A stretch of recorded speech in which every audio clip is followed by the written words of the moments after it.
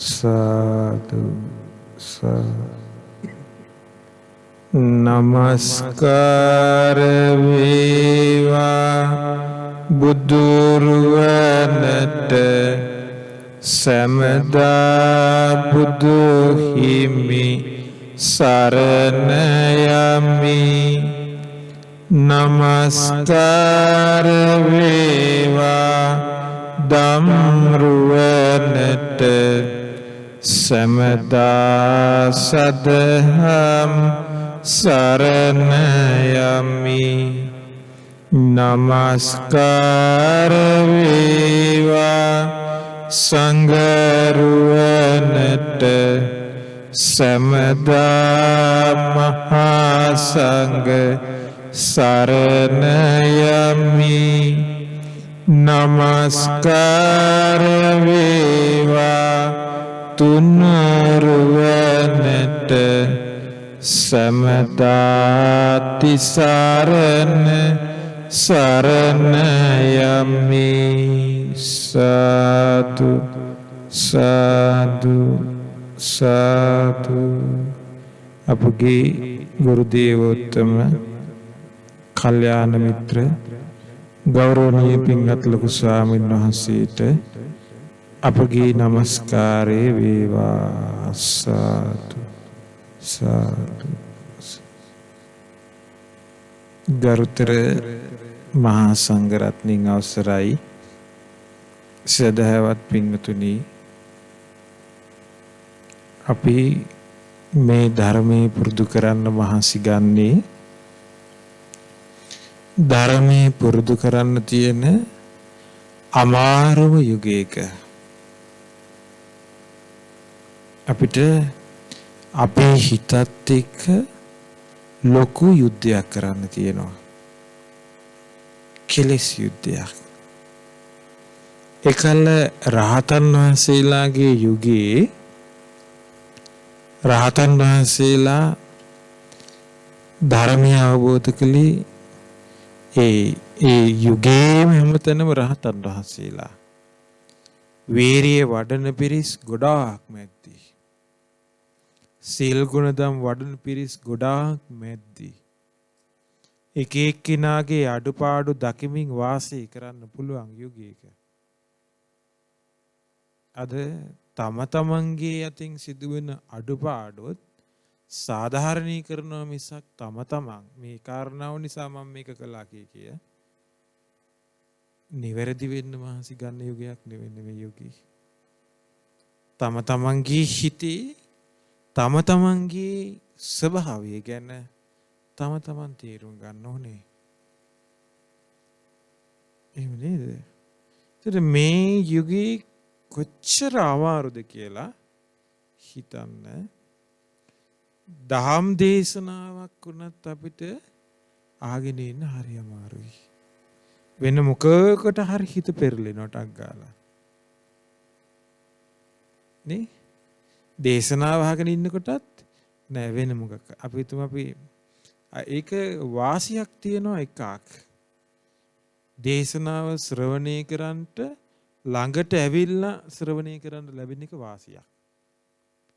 ආයි කොහෙට යන්න දිහාවක් නැහැ. මෙතන මෙදලා බණ ටික අහන්න ඕන. නමුත් ගෙදර ඉඳලා අහන්න පුරුදුනාට පස්සේ අනේ YouTube එකේ අහගෙන ඉන්නවා.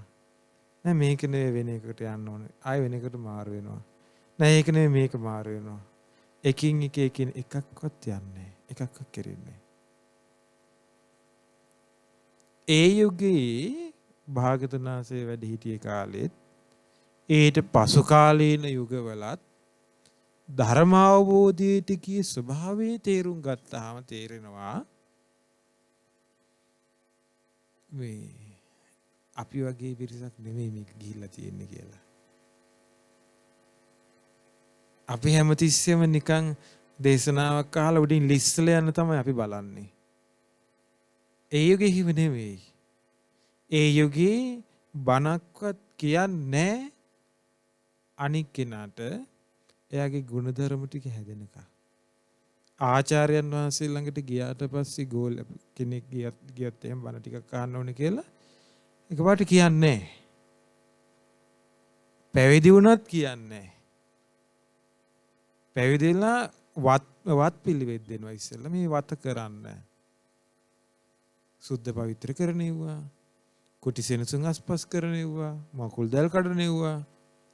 වැසිකිලි කැසිකිලි හොදනෙව්වා. මේවා දෙද්දි අරයාගේ හිතේ ස්වභාවය තේරුම් ගන්නවා ආචාර්යවරයා. දැන් මෙයාගේ මේ ගුණධර්ම වැඩෙනවද? මේවා වැඩෙනවද? දැන් අපිට උනත් අපි පැවිදි කරන්න කලින් අපි කාලයක් අපි ට්‍රේනින් කරනවා. බලනවා හොඳට මෙයා පැවිදි කරන්න සුදුසුද නැද්ද කියලා. ඒක තමයි කරන්නේ. ඒ කියන්නේ හිතේ ස්වභාවය එයාගේ ඉවස ගන්න පුළුවන්කම තියෙනවද? දරා ගන්න පුළුවන්ද? මෙයාගේ මෛත්‍රී කරුණාව තියෙනවද? ඒ ඔක්කොම පේනවා කාලයක් එකට ඉඳෙද්දී. ඒත් අරයාගේ හිතේ ස්වභාවය බල තමයි එයාගේ යොමුනාව මත දහම් කරුණු කියන්නේ. දැන් අපි අද බලද්දි එහෙම නෙවෙයි තියෙන්නේ. YouTube එක බලපුවාම ඕන තරම් එක එක ආකාරයේ බණ. හරිද? එතකොට අපි දන්නෙත් නෑ අපේ හිතවල ස්වභාවය. අපි දන්නේ අපේ හිතවල තියෙන අකුසලයේ අපිට තේරෙන්නේ නෑ සමහර ලාවට. අකුසලයේ වැඩ කරනවා. ඔහේ අහගෙන යනවා. අන්තිමට වැඩෙන ස්වභාවයක් හිතා ගන්න අමාරුයි. එතකොට ආචාර්යවරයා තමයි අරයව හික්මවන්නේ. අද හික්මවන්න කෙනෙක් නෑ. හැමතැනින්ම අහලා නිකන් අච්චාරුවක් වෙලා තියෙන්නේ. හික්මවන්න කෙනෙක් නෑ. නේ? භාග්‍යතුන් වහන්සේ ශාස්ත්‍රවරයා විදිහට තියාගන්න කිව්වේ ධර්මය. හැබැයි ආචාර්ය කෙනෙක් ඉන්න ඕනේ.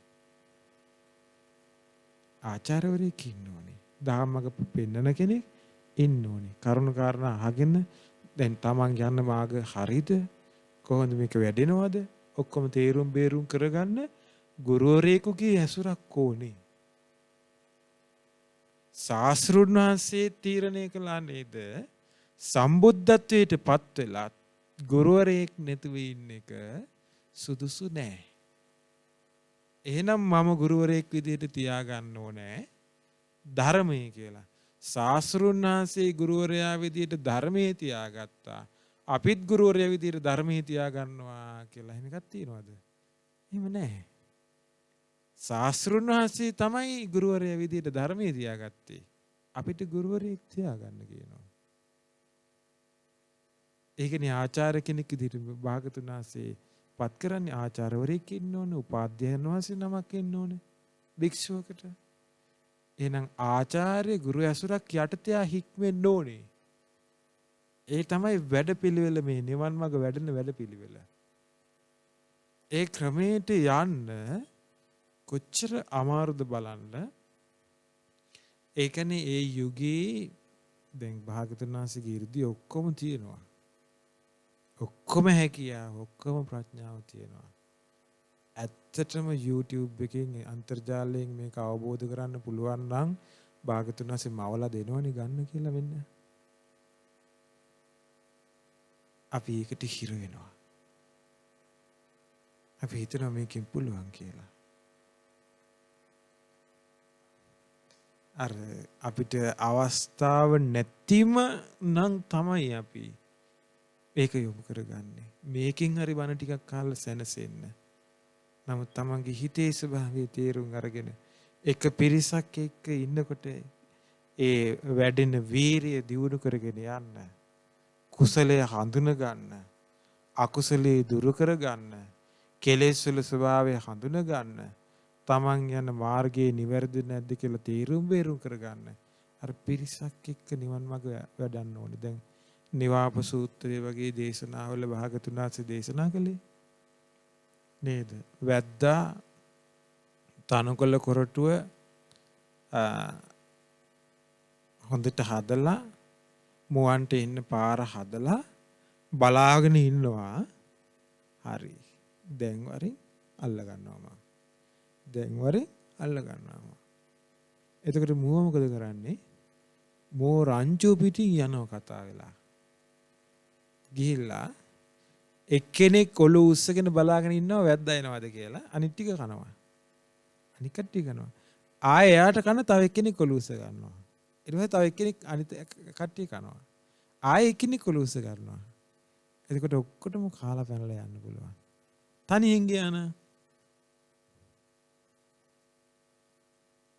අනිවාර්යෙන් වැද්දට අහු වෙනවා.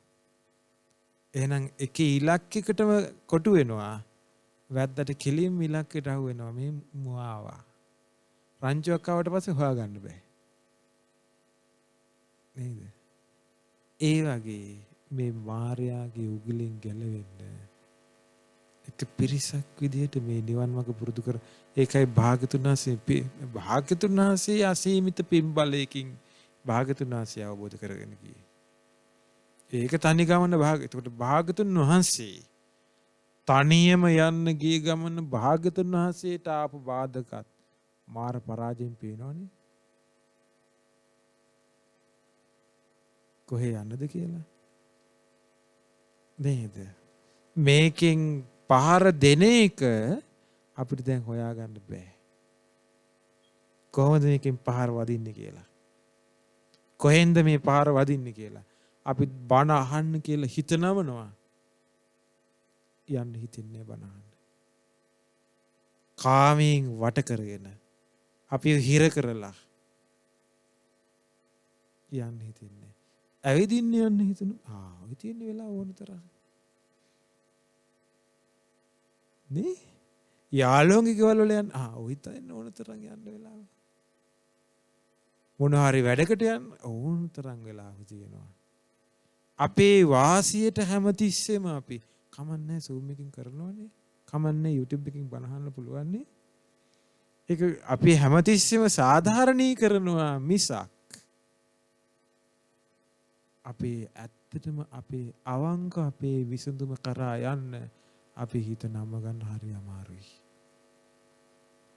මේ ස්වභාවයටත් අපිපත් වෙනවා නම් දැන් හිතන්න මේකෙන් ගැලවිලා යන්න හිතක් නමාගෙන යන්න කොච්චර අමාරුද කියලා.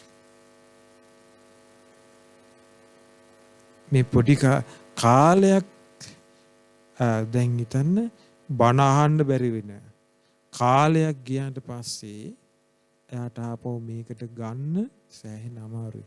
ගොඩක් වෙලාවට වෙන්නේ දැන් ධර්මයේ ගොඩක් ඉගෙන ගත්තට පස්සේ ධර්මයේ ගොඩක් මතක තියාගෙන ඉගෙනගෙන වැඩසටහන් කීපයකට ආවට පස්සේදී දැන් හිතනවා දැන් ප්‍රශ්නයක් නෑ දැන් තනියම උනත් යන්න පුළුවන් කියලා. ටික දන්නේම නැතුව බණහන එක ටික අයින් වෙලා යනවා. ඊට පස්සේ වෙන ඒවා මොනවා හරි බල ඉන්නවා. ගමන් බිමන් යන ඒවට හිත නැමෙනවා. ඊට පස්සේ වෙන වැඩ කරන්න හිත නැමෙනවා. ඊට පස්සේ දන්නේම නැහැ සීලෙත් බිඳිනවා. ආපහු සීලය හදා ගන්න ඕනි කියලා හිතෙන්නේ. ඒ කරපු දේවල් ඔක්කොම Taman සාධාරණී කර ගන්නවා දැන් Tamanට. මම මේ හේතුවෙන් මේක කළේ ඒ නිසා මේක ප්‍රශ්නයක් නැහැ. මේ හේතුවෙන් කළේ මේක ප්‍රශ්නයක් නැහැ කිය. හැමතිස්සෙම Tamanට සාධාරණේ හොයනවා. එහෙම නැත්තම් මේ හිතේ ස්වභාවය තේරුම් ගන්නවා මේ කියන්නේ. එහෙම නැත්තම් ඒ එන තැනක කෙනෙකුගේ අඩුවක් හොයනවා. අරය නිසා තමයි මං යන්නේ නැත්තේ. අරය හරියට හිටියම මං යනවා. අරයගේ වැරද්ද නිසා තමයි මට මේක උනේ. ඒත් Tamanට සාධාරණ සීමන් නේද මේ ඔක්කොම. තමන්ගේ පිරිසුදුභාවය තමන් තේරුම් ගන්න. මේ බලන්න වත්තුපම සූත්‍රය. වස්ත්‍රයක් පිරිසිදු කරන්නේ යම්සේද ඒ ආකාරයට හිත පිරිසිදු කරන්න ඕනේ. ඇයි හිත පිරිසිදු කරන්න ඕනේ? භාග්‍යතුන් වහන්සේ දේශනා කළා. නාහම් භික්ඛවේ අංජං ඒක ධම්මම්පි සමනුපස්සාමි. යං ඒවං අදන්තං මහතෝ අනත්තාය සංවත්තති. වහණෙනි එකම ධර්මයක් තියෙනවා. බහුල වශයෙන් පුරුදු කළේ නැත්තම් දමණය කළේ නැත්තම් මහා අනර්ථයේ පිණිස පවතින එකක්. යතහිදම් භික්ඛවේ චිත්තං ඒකම එක මොකද්ද? සිතයි.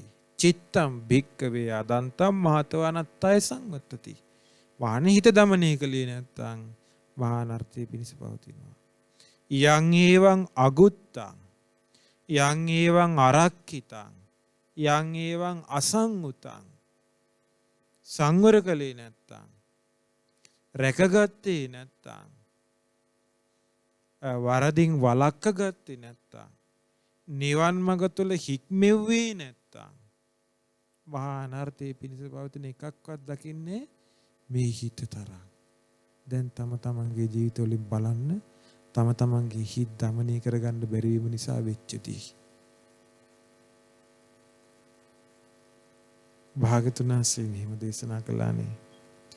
මනෝ පුබ්බංගමා ධම්මා කියන්නේ.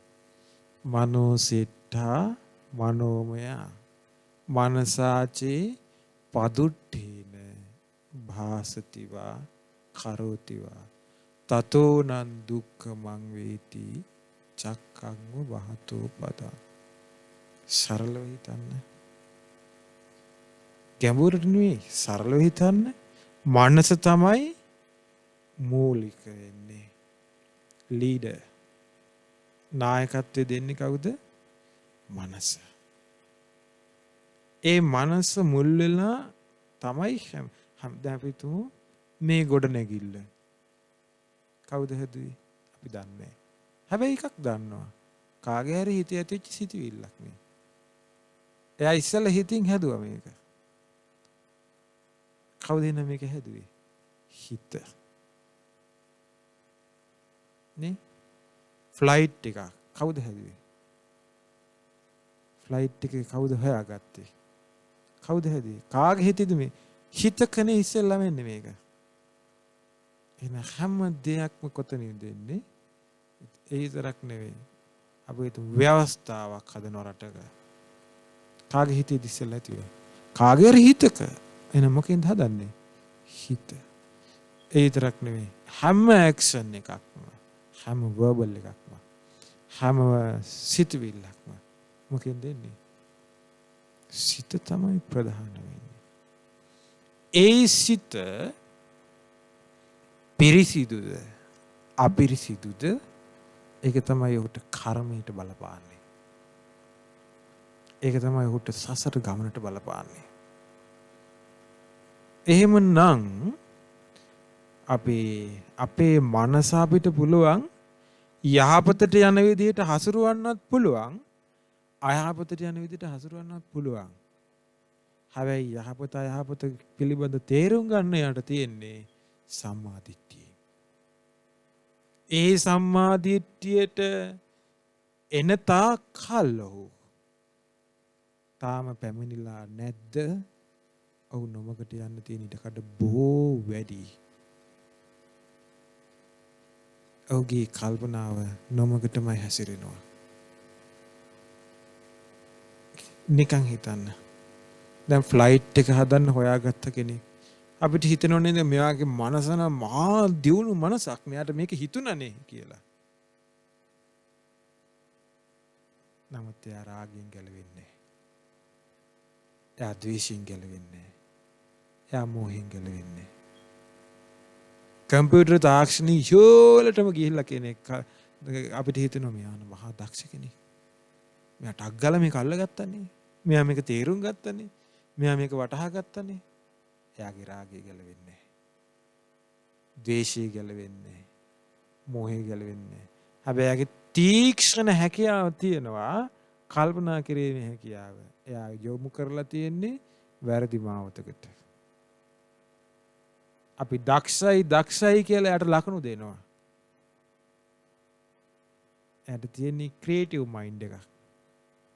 නිර්මාණශීලී මනසක් මිසක් එයාට යෝනිසෝ මනසිකාරයක් නැහැ. නේද? මේක හරියටම තේරුම් ගන්න ඕනේ. සසර ප්‍රශ්නයක් අවසන් කරන්න මනස හසුරවන්න. කෙනෙකුගේ හිතක් නැමෙන ගුණයකට ඒ ගුණයට නැඹුරු වෙද්දී අන්න එයාගේ විශේෂත්වයක් තියෙනවා. බැලූ බැල්මටම අපිට මේ ධර්මයට ආපු නැති අයගේ වුණත් බැලූ බැල්මටම කරුණාවක් වගේ පේනවා. දැන් මේ මිනිස්සුන්ගේ වුණත් අපිට පේනවා, සුදු අයගේ වුණත් පේනවා අපිට. එයාලා මිනිස්සු ගැන ගොඩාක් හිතනවා.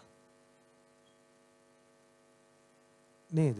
මිනිස්සු ගැන ගොඩාක් හිතනවා කියලා කියන්නේ මිනිස්සුන්ගේ ආරක්ෂාව ගැන හිතනවා. නීතිමය ක්‍රියාමාර්ග ගන්නවා ගොඩාක්. නේ ඊළඟට මිනිසුන්ට අනතුරක් වෙන්න දෙන්නේ නැහැ. එයාලා බලා ගන්නවා. නේ එතකොට අපිට පේනවා මෙයාලගේ කරුණාවක් තියෙනවා වගේ. හැබැයි ඒක ඇත්ත කරුණාවක් නෙමෙයි. ඇත්ත කරුණාවක් තිබ්බනම් හන්ටින් යන්නේ නැහනේ.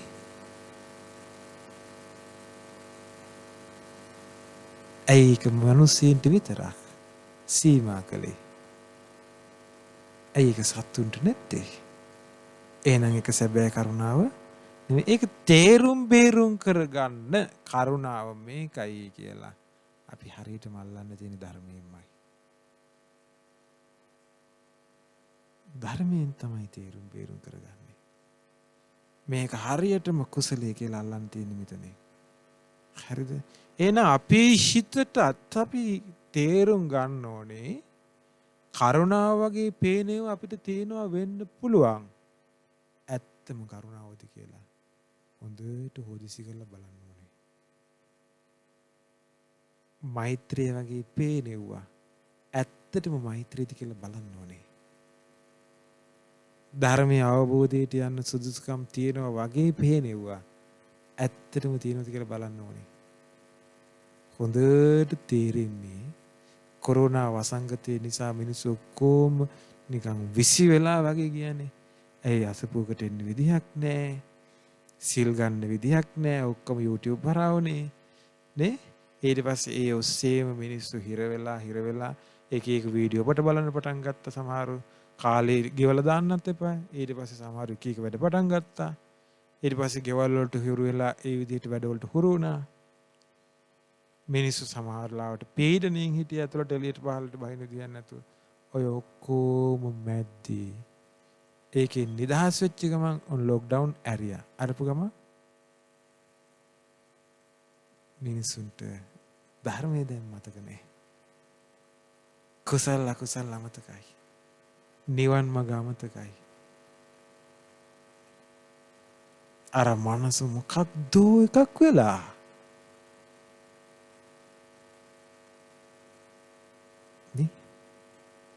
එතකොට බලන්න හොඳට තේරුම් ගන්න.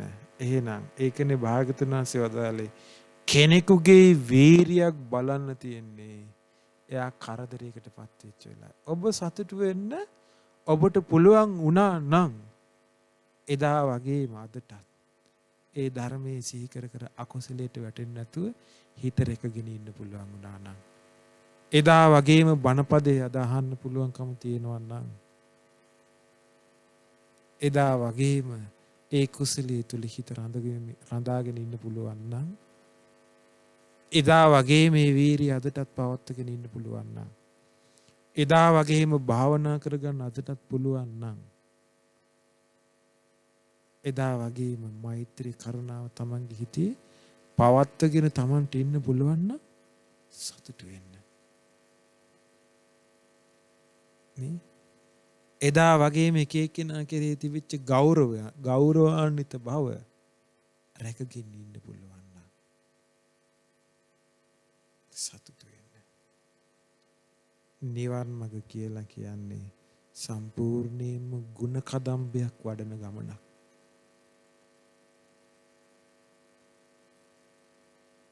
දැන් තේරුම් ගන්න මේ යුගයේ කොච්චර අමාරුද කියලා ධර්මයක් දිනු කරන්න. අපිට ලේසි වගේ පෙවුනට හැබැයි අමාරු නමුත් අපි මේක කොහොම හරි කරන්න එපාය. මේක කරගත්තේ නැත්තම් අපි විනාශයි. නේද? පිනක්වත් අඩුම තරමේ කරන්න ගුණයක් එපායි. පින කරගන්නත් ගුණයක් ඕනේ. හැම තිස්සෙම තම තමන්ගේ හිත ගැන තම තමන් අවධානයෙන් ඉන්න. මානිනි කෙලෙටු වෙලා අපිරිසිදු වෙච්ච ඇඳුමක් තියෙනවා.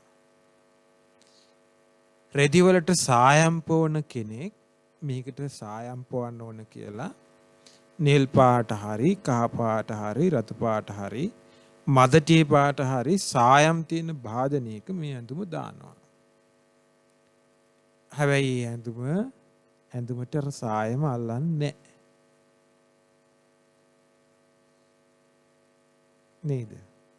ඇයි අල්ලන්නේ නැත්තේ සායම? ඇයි අල්ලන්නේ නැත්තේ සායම? කිලිටු වෙලා. නිල් පාට උනත් අල්ලන්නේ. කහ පාට උනත් අල්ලන්නේ. මදටිය පාට උනත් අල්ලන්නේ නෑ. ඇයි අල්ලන්නේ නැත්තේ? කිලිටු වෙලා තියෙන්නේ. එහෙනම් මේ බණපද අපි අහනවා. දැන් මුල් යුගයේ ඇත්තටම මේ පොත් තිබ්බෙත් නෑ. රහතන් වහන්සේලා කටපාඩමින් තමයි මේක දරාගෙන ආවේ. නේද? ඒ අන්තිමට දැන් ඒකෙදිත් මේක ග්‍රන්ථාරූඪ කරන්න ලෑස්ති වෙද්දිත් රහතන් වහන්සේලා දෙපැත්තට බෙදලා සාකච්ඡා කළානේ. ග්‍රන්ථාරූඪ කරනවාද නැද්ද? රහතන් වහන්සේලා එක පාර්ශවයක් කියනවා නෑ ග්‍රන්ථාරූඪ කරන්න හොඳ නෑ මේක. භාග්‍යතුන් වහන්සේගේ කාලේ රහතන් වහන්සේලා මේක අරගෙන ආවේ ග්‍රන්ථාරූඪ කළේ නෑ මේක මතකේ දරාගෙන යන්න ඕනේ ප්‍රතිපත්තිය පුරන්න ඕනේ. ප්‍රතිපත්තිය පුරද්දී තමයි මේ ශාසනයේ පැවැත්ම තියෙන්නේ. ඒ නිසා අපි ප්‍රතිපත්තියට මුල් තැන දෙමු. ප්‍රතිපත්තිය රැකිලා තිබ්බොත් පර්යාප්තිය කොහොමත් රැක ගනීවි. එතකොට ප්‍රතිපත්තිය පුරද්දීනේ මේක ප්‍රතිඵලයේ පේන්නේ. එතකොට ප්‍රතිඵලයේ පේනකොට මේක කොහොම හරි රැකගෙන යාවි පර්යාප්තිය. ඒ නිසා අපි ප්‍රතිපත්තිය පුරමු කිව්වා. අනෙක් පාර්ශවයේ රහතන් මේ රහතන් වහන්සේලා මේ කියන්නේ අයි කෙලෙස් නෑ මේ අවංක අදහස මේ කියන්නේ කෙලෙස් නැති අදහස. අනෙක් පැත්තේ රහතන් වහන්සේලා කියනවා වදාළා එදා නෑ අපි පර්යාප්තිය රැකගමු. පර්යාප්තිය තිබුණොත් තමයි ප්‍රතිපත්තිය පුරන්න පුළුවන් වෙන්නේ. ඒ නිසා අපි පර්යාප්තිය කොහොම හරි රැකගමු. යම් දවසක හරි ප්‍රතිපත්තිය පුරන්න කෙනෙකුට නැඹුරු වෙන්නේ මේ පර්යාප්තිය තිබුණොත්. ඒ කියන්නේ දේශනා ටික තිබ්බොත් තමයි එයාට මේක නිවන් මාර්ග වඩන්න පොඩි හරි අනුග්‍රහයක් ලැබෙන්නේ කියලා පටන් ගත්තා ලියන්න. එතකොට මේ පැත්තේ ජය ගත්තා. පර්යාප්තිය රැකගමු කියන එක. ඒ පැත්තට වැඩි රහතන් වහන්සේලා පිරිසක් හිටියා. ඒ නිසා තමයි බැරි වෙලාවත් මේ පැත්තට තිබුණා නම් මොකද වෙන්නේ? අපි දන්නේ නැහැ. ඉතින් රහතන් වහන්සේලා තීරණය කළේ සමහරට ඒ පැත්තට තිබ්බනම් මේට වැඩිය දියුණු වෙන්න සමහරට තිබුණා. මොකද හේතුව එහෙනම් ප්‍රතිපත්තිය පුරන පිරිස කොහොම හරි මේක රැකගෙන යන්න තිබ්බහන ප්‍රතිපත්තියත් එක්ක යනවා. අරක නිසා මොකද වෙන්නේ? පර්යාප්තියට මුල් තැන දුන්නට පස්සේ මොකද වුනේ? මේ සිද්ධිය වුණේ බුදුරජාණන් වහන්සේ පිරිනම් පාලා අවුරුදු 400 ලංකාවට ශාසනය බුදුරජාණන් පිරිනම් පාලා අවුරුදු 450යි. 500නේ භාගතුන් වහන්සේගේ දැනීම. 450යිද මේක උනේ. ඊට පස්සේ පොත්වල ලිව්වට පස්සේ පොඩ්ඩ අර ප්‍රතිපත්තිය පුරන පිරිස අඩු වෙලා ගියා. ඒට හේතුව මොකද? පරිහාප්තිය තියෙනවනේ. අපිට වෙච්ච දේ තමයි උනේ. මොකද්ද?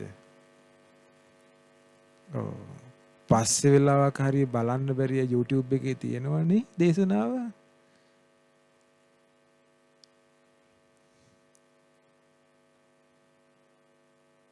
නේද?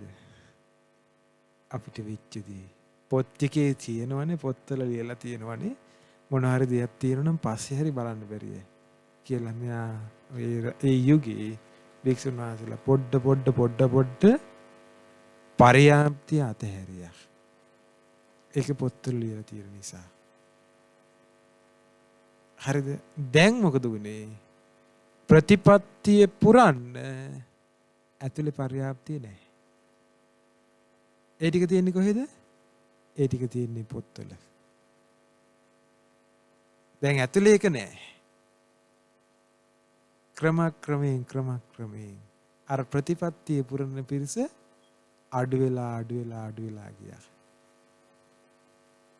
සමහර විට තිබුණා නම් ප්‍රතිපත්තියට මුල් තැන දෙන එක ඒ ප්‍රතිපත්තිය පුරන්න අර පර්යාප්තිය කොහොම හරි රැක ගන්නවා. එහෙම වෙන්නත් තිබ්බා. මොකද මේ රහතන් වහන්සේලා දෙපැත්තට සාකච්ඡා කළේ දැන් මේක. අපිට තේරෙන්නේ නැහැ මොකද්ද හරියට මේකට යන්න විසඳුම.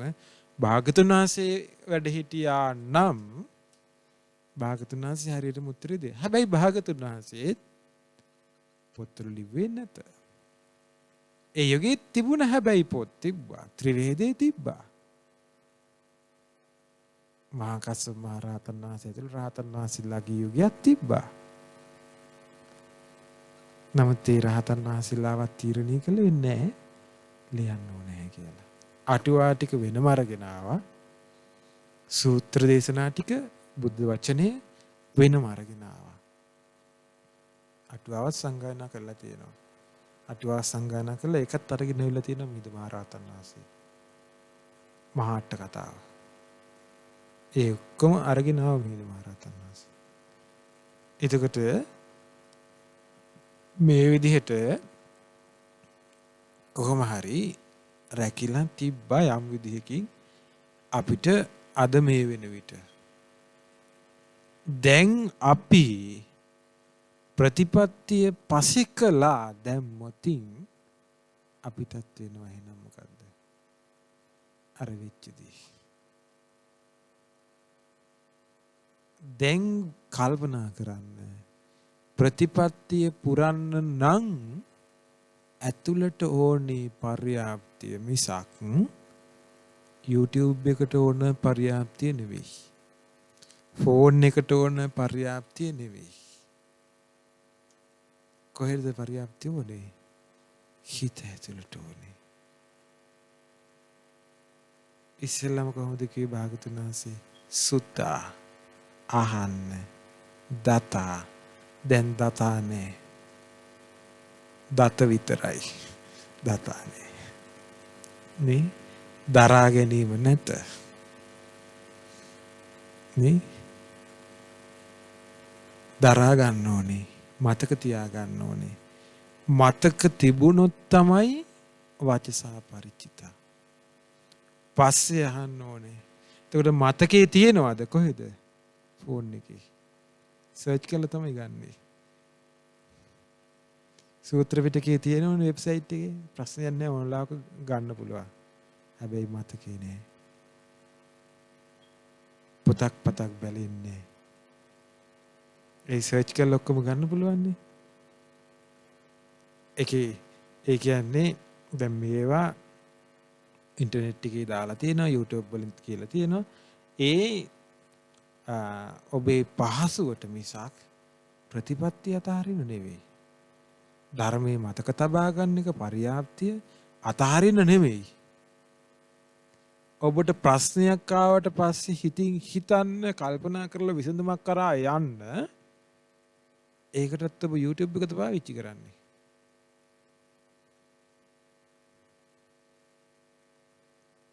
එතකොට ඇතුලේ තියෙන්න ඕනේ. අකුසලයේ හිතට ආවට පස්සේ අකුසලයෙන් කරන්නේ YouTube එකෙන්ද? නෑනේ. එතකොට මොකක්ද ඕනේ? ඇතුලේ පරියාප්තිය ධර්මයේ තියෙන්න ඕනේ. පුරපු ප්‍රතිපත්ති ඉස්සරහට ගන්න. ඒ පුරුදු කරපු එක තියෙන්න ඕනේ ඇතුලේ. අකුසලයෙන් ගැලවිලා යන්න. ඒකයි අපිට ධම්ම ගන්න සෑහෙන අමාරු. ඒ යුගයේ කටපාඩමින් දරාගෙන ඉන්න මේවා කොච්චර අමාරුවෙන් දරාගෙන ඉන්නේ නැද්ද? දැන් නිකමට හිතලා බලන්න අපි හිතමු අපි ධම්මපදේ ගාථා ටිකක් පාඩම් කරන්න මහන්සි ගන්නවා කියලා හිතන්න ගාථා ටික අපිට පාඩම් කරන්න හිතෙන්නේ ටික වෙලාවක් යනකොට හිතෙනවා කමන්නේ ඔන්ලාක ගන්න පුළුවන් සර්ච් කරලා ඉන්ටර්නෙට් එකේ ඇතුළට දාගන්න මහන්සියක් නෑ දැන්. අපි තුන් පිරිත් ටික පාඩම් කරන්න මහන්සි ගන්නවා කියලා අපි පිරිත් ටික මතක තියාගෙන තනියෙන් පිරිත් ටික කියන්න පුළුවන් නේ පිරිත් ටික පාඩම් කරගත්තාම කියලා. නෑ ඉතින් ඕනෙලාක ෆෝන් එක ළඟනේ පිරිත් කියලාට ඕනලාක ගන්න පුළුවන් නේ. ඇප් එක දාගන්නවා පිරිත් ටික ගන්න. සබ්ස්ක්‍රයිබ් කරගන්නවා පිරිත් තියෙන තැනක් YouTube එකේ. එතකොට ඇතුලේ හිස් ඔබ මැරෙද්දී ෆෝන් එකක් දාන්න වෙනවා මිනි පෙට්ටියට. වැඩිපුර ඩේටා ටිකකුයි.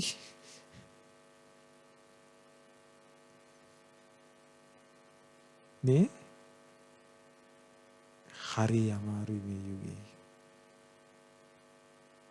බුදු ගුණ වඩන්නේ අපි YouTube එකෙන්ද මනසින්ද? මනසින්ම. භාවනා කරන්නේ YouTube එකෙන්ද මනසින්ද? මොකෙන්ද වඩන්න ඕනේ භාවනා කරන්න ඕනේ? දැන් ප්‍රායෝගික කරන්න තමන්ගේ ජීවිතේට මේක. හිතක් පිරිසිදු කරනවද ෆෝන් එකක් පිරිසිදු කරනවද? මොකද්ද කරන්න ඕනේ? හිතක් පිරිසිදු කරන්න. මෙන්න මේ වත්තුපුම් සූත්‍රය දේශනා කළේ හිතක් පිරිසිදු කිරීම පිණිස. දැන් හිතන්න. දැන් සායම්පෝන කෙනෙක්. හරිද? වස්ත්‍රයක් අරගෙන පිරිසිදු වස්ත්‍රයක් නේ කිලිටි වස්ත්‍රයක් අරගෙන සායම්පුවන්න යනවා. හරිද?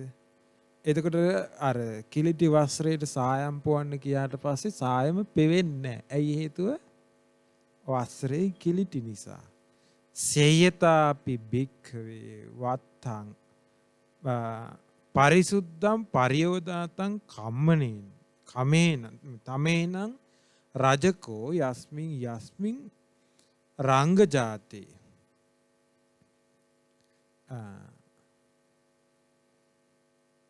පිරිසිදුවට හොඳට බබලන ඇඳුමක් තියෙනවා. සායම්පෝන කෙනෙක් මේකට හොඳට නිල් පාට හරි කහ පාට හරි රතු පාට හරි මදටි පාට මොන හරි පාටක් පිරිසිදු වස්ත්‍රයකට සායම් පෙව්වොත් මොකද වෙන්නේ? ඒකට හොඳට සායම අල්ලනවා. ඒකට හේතුව මොකක්ද එන? ඔව්. සායම් හොඳට අල්ලන්න හේතුව තමයි ඒක පිරිසිදු නිසා. නේද? එතකොට දැන් මේ උපමා නේද? දැන් වර්තමානයේ විදියට බැලුවොත් එහෙම කෙලිටි පිටිනු කොහම හරි මේක ඔබලා හරි පොවන තාක්ෂණයක් හොයාගන්න එක තමයි මිනිස්සු මහන්සි වෙලා හදන්න ගන්නේ. මේ වගේ තමයි මිනිස්සු මේ අපිරිසිදු වෙච්ච හිතටත් කොහොම හරි මේක ඇතුළට දාලා මේක යන්න ෂෝට් කට් තමයි හොයන්නේ. බෑ යන්න.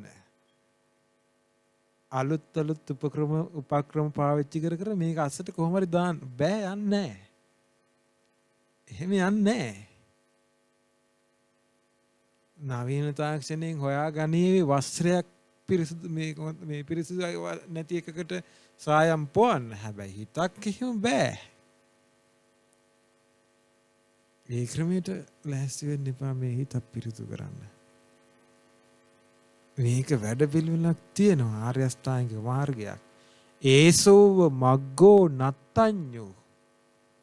එකම මාර්ගයයි වෙන මාර්ගයක් නෑ. දස්සනස්ස විසුද්ධිය පිරිසිදු භාවයට යන්න. ආයි වෙන ක්‍රම නෑ. තියෙනවනේ ඉතින් භාග්‍යතුන් වහන්සේ දේශනා කරනවා. මේ ක්‍රමේ විතරයි තියෙන්නේ. එතකොට මානෙනි ඒක එහෙම වෙන්නේ ඒ වස්ත්‍රය පිරිසිදු නිසා. ඒ වස්ත්‍රය කිලිටි වෙලා නැති නිසා. ඊළඟට භාග්‍යතුන් වහන්සේ දේශනා කරනවා මානෙනි කතමේච භික්ඛවේ චිත්තස්ස උපක්ඛිලේසා. මානෙ කුමක්ද මේ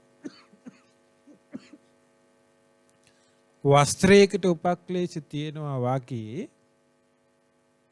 හිතට තියෙන උපක්ලේශ මේ එකක් ගානේ තම තමන්ගේ හිතෙන් තම තමන් තේරුම් ගන්න ඕනේ. මේක මේක පිරිසිදු කරන එක ලේසි නෑ කියලා තේරෙන්නේ දැන් ඔන්න බලාගෙන යනකොට. අවිජ්ජා විසම ලෝභෝ චිත්තස්ස උපක්ඛිලේසෝ. අවිද්‍යා විසම ලෝභය. තමන් සතු දේ තමා ළඟම තියාගන්න. තමන් සතු දේ තමා ළඟම තියාගන්නටත් අනුන් සතු දේ තමන් සතු කරගන්නටත් ඇති වෙනවා ලෝභකම. නේද? තමා ළඟ තියෙන එක ආයි බහැරට යන්න දෙන්නේ නැති වෙන්න තියාගන්නත්. අනුන් ළඟ තියෙන එක තමා ළඟට කොහොම හරි ඇදලා ගන්න.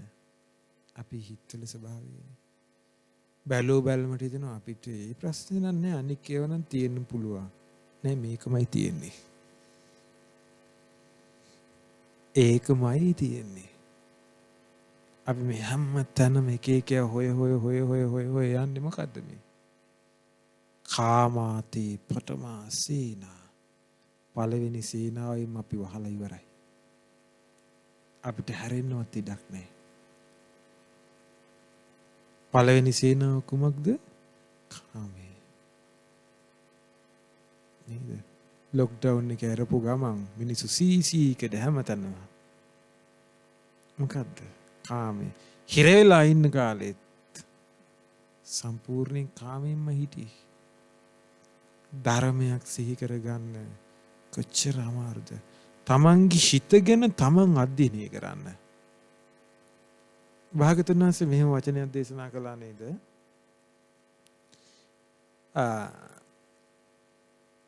අසටෝ අමායාවී සට කපට නැති මායා නැති ඍජුගතෝ පුරිසෝ ඍජු පුරුෂයෙක් කියනවා.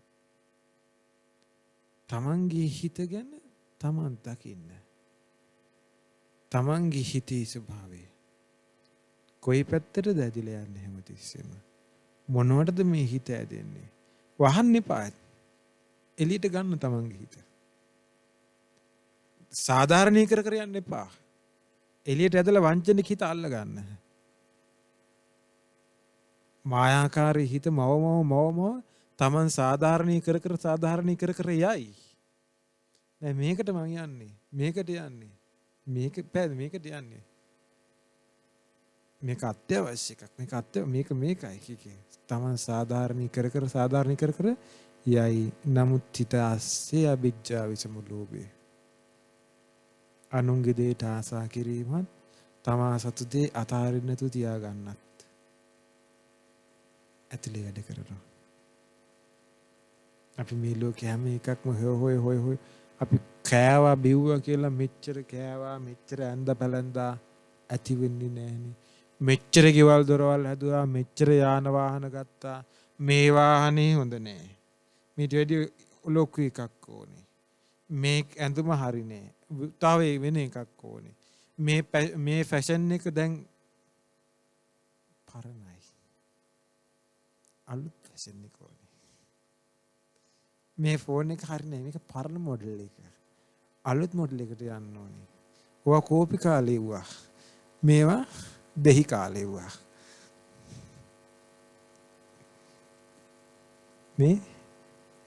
මේ හිත අපිව රැවට්ටුවා සසරක්ම.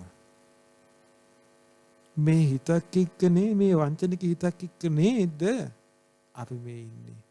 පන්දනං චපලං චිත්තං දුරක්ඛං දුන්නිවාරයං. මේ හිත හරි චපලයි වංචනිකයි රවට්ටනවා. කාවද රවට්ටන්නේ? තම තමන්ව රවට්ට ගන්නවා තම තමන්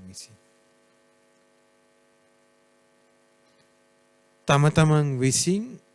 තම තමන්ගේ හිත රවට්ට ගන්නවා. හිත විසින් තමන්ව රවට්ටනවා. තමන් විසින් හිත රවට්ටනවා. දෙපැත්තම තියෙනවා. ඒ කියන්නේ තමන් සාධාරණී කර තමන්ගේ වෙන වැරදි හිතට සමාව දෙදී ආයේ පැත්තටම හිත නම්මනවා. හරිද? හිත විසින් තමාව රවට්ට වංචනික පැත්තට එහෙම ඇදිලා යනවා. දෙපැත්තටම වෙනවා. හිතත් වංචනිකයි බැලින්නම් තමාත් වංචනිකයි. ඊළඟට භාගතුන් වහන්සේ මෙහෙම දේශනා කළා නේද? සුකරානි අසාදූනි. යහපත් දෙයක් කරන්න මේ හිත නම්ම ගන්න හරි අමාරුයි. හැබැයි අයහපතට යන්න සැනකින් යනවා. හිතන්නවත් දෙයක් නෑ යහපතට යන්න. මේ හිත සැනකින් යනවා. ගිහින් ඉවරයි. අපි හිතනකොට ගිහින් ඉවරයි. නේ? ඒ නිසා හිත ගැන සෑහෙන අවධානයක් ඕනේ. චිත්තානුපස්සනාව වඩන්න.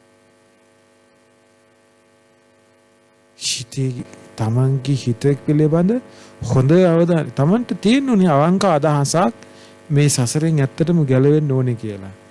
ඒක නැති වුණත් නම් ආයේ මේ හිතක් පිරිසිදු කරන කතාව ඒක වෙන්නේ නැහැ. ඊළඟට ද්වේෂය ඇති වෙනවා. අන්න ඒකත් හිතට කිලුටක්. තරහ යනවා. කෝප ගැන්වෙනවා. ආවේගයටපත් වෙනවා. නේද? තරහ ද්වේෂය කියන්නේ කිලුටක්. තරහ ආපුවම අපිට මොකද හිතෙන්නේ? කායික හරියන තරහක් එනවා අපේ හිතට. මොකද හිතෙන්නේ? මේකට එක්ක මේ ලේසියෙන් මෙහෙම කටයුතු කරන්න බෑ. ඇත්තටම තරහ ගන්න නැතුව කොහොමද මේ කටයුතු කරන්නේ? මේක කරන දේවල් වලට මට තරහ යනවනේ. ඇයි ඉතින් මේක මෙහෙම කරන්නේ ඉතින්? මේක කරපු නිසානේ මට තරහ ගියේ. දැන් බලන්න තමන්ගේ වංචනික හිත බලන්න. මොකක්ද වෙලා තියෙන්නේ? දැන් තරහව ආවා. කවුරු නිසාද තරහ ආවේ? ඒක කරපු නිසා තමයි තරහව ආවේ. එහෙමද හිතෙන්නේ? නෑ. බලන්න තමන් සාධාරණී කරලා අනුන්ට බර පටවනවා. අනුන්ට වැරද්ද පටවනවා. වැරද්ද කාලකද දැන්?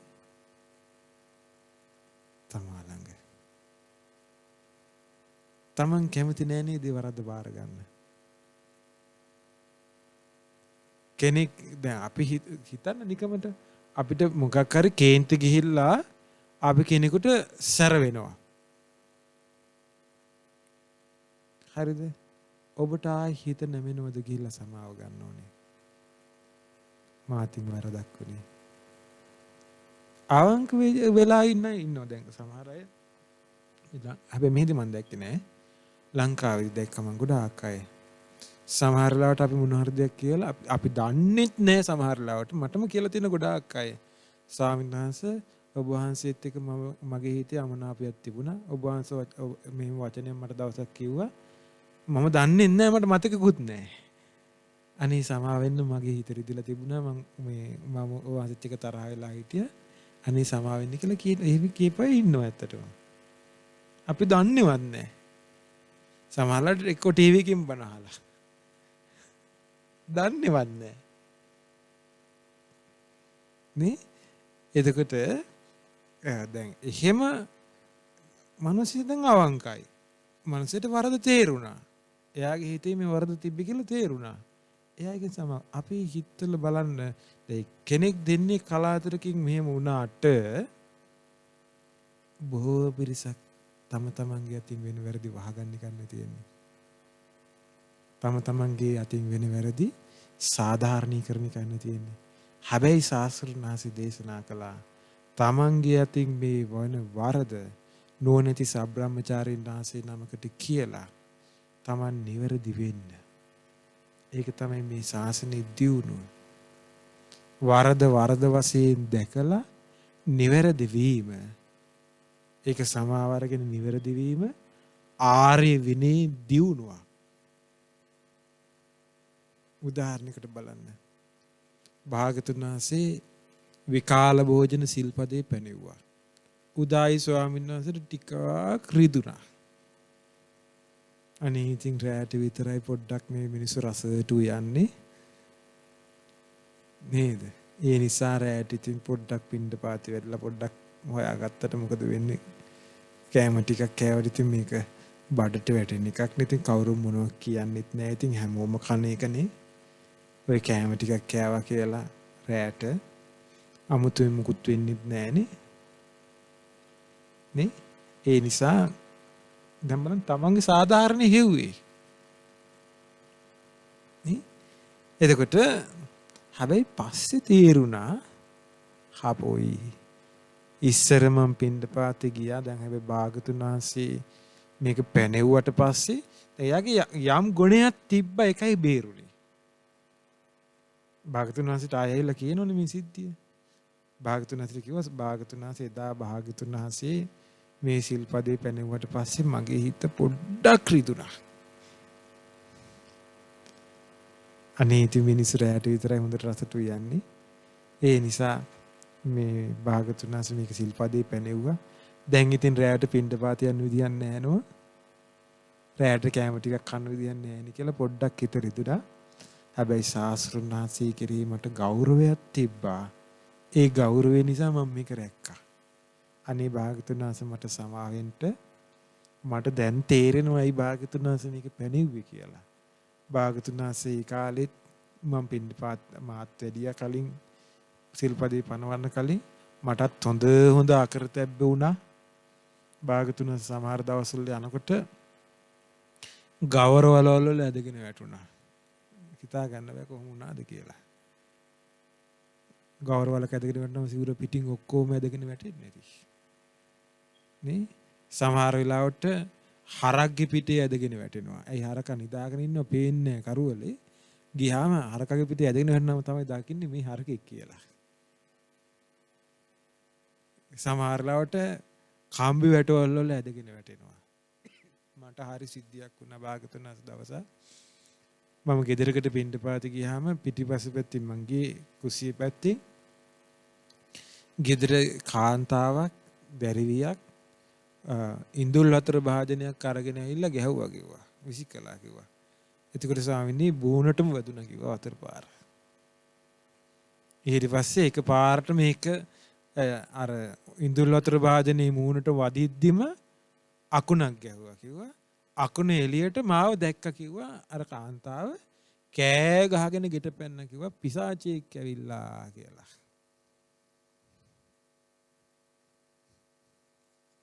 ඒ වෙච්ච සිද්ධියක් මතක් කළා. ස්වාමීනි මම කිව්වා නැගණිය බය වෙන්න එපා. මම පිසාචෙක් නෙවෙයි. පින්ඩපාත වැඩපු භික්ෂුවක්. මේ පින්ඩපාත ටිකක් හොයාගෙන ආවි කියලා. එතකොට ඒ දැරිවි මට හොඳටම බැන්න භාගතුන් වහන්සේ. නුඹේ අම්මා මැරිලාද අප්පා මැරිලාද මේ රෑ කාලේ පාත්‍රයක් අරගෙන හිඟා කන්නේ? ඔයිට වැඩි හොඳයි මේ ගෙරි කපන කැත්තකින් කුස පලා ගත්තා නම් කියලා. මට හොඳටම බැන්න කිව්වා. දැන් තේරෙනවා අනේ භාගතුන් වහන්සේ ඇයි මේ සිල්පදේ පැනෙව්වේ කියලා.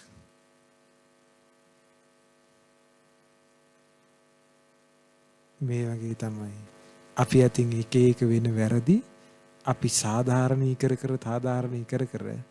තමන්ගේ හිත රැක ගන්න මහන්සි ගන්නවා මිසක් තම තමන්ගේ ආරක්ෂාව හදා ගන්න මහන්සි ගන්නවා මිසක් තම තමන්ගේ ප්‍රතිරූපේ හදා ගන්න මහන්සි ගන්නවා මිසක් අකුසලයෙන් කරගෙන තම තමන් මහන්සි ගන්නෑ. ප්‍රතිරූපේද වටින්නේ නිවන් මගද වටින්නේ? නිවන් මග යන්න ප්‍රතිරූපේ අයින් කරන්න. ප්‍රතිරූපේ වෙනම තියාගෙන මේ නිවන් මගක් වඩන්න බෑ. ඒ තමයි සක්කාය දිට්ඨිය. තම තමන්ගේ ප්‍රතිරූපේ රැක ගන්න වහන්සි ගන්න එක මොකද්ද? සක්කාය දිට්ඨිය. තම තමන්ට ලකුණු දෙන එක මොකද්ද? සක්කාය දිට්ඨිය. ඒ සක්කාය දිට්ඨිය තියෙනකන් අපිට යන්න බෑ මොකේටද? සම්මා දිට්ඨියට. තම තමන් අවංක වෙන්න. තම තමන්ගේ හිතේ පිරිසිදු බව දකින්න. නිවන් මඟ හඳුන ගන්න. බලන්න ද්වේෂය හිතට කිලුටක්. තමන් නිහතමානී වෙන්න. තරහක් හිතට ආවනම් ද්වේෂයක් ආවනම් හිතට ඒකේ වෙලෙ කන්ට්‍රෝල් කරගන්න මහන්සි ගන්න. හරිද? අපි තුන් කන්ට්‍රෝල් කරගන්න බැරි වුණා කියලා. පස්සේ හැරි මෙයාට සිහිය පිටන්න ඕනනේ. මට මේ තරහ ආවා මේ වෙලාවේ. සමාව ගන්න. ඉවරනේ. ප්‍රශ්න ඉවරනේ. මේ ද්වේෂය ආව මට මේකට සමාව වෙන්න. එතකොට මේක ටික පුරුදු වුණාට පස්සේදී ආයෙ තරහින් එක එන්නේ නැහනේ. ආයෙ සමාව ගන්න වෙනවා. ආයෙ තරහක් ආවොත් ආයෙ ද්වේෂයෙන් බැනගත්ත එහෙම කාට හරි ආයෙ සමාව ගන්න වෙනවා. කාලයක් යනකොට Tamanටම තේරෙවි Taman නිවන් මඟ පුරුදු කරනවා. අවංකයි Taman.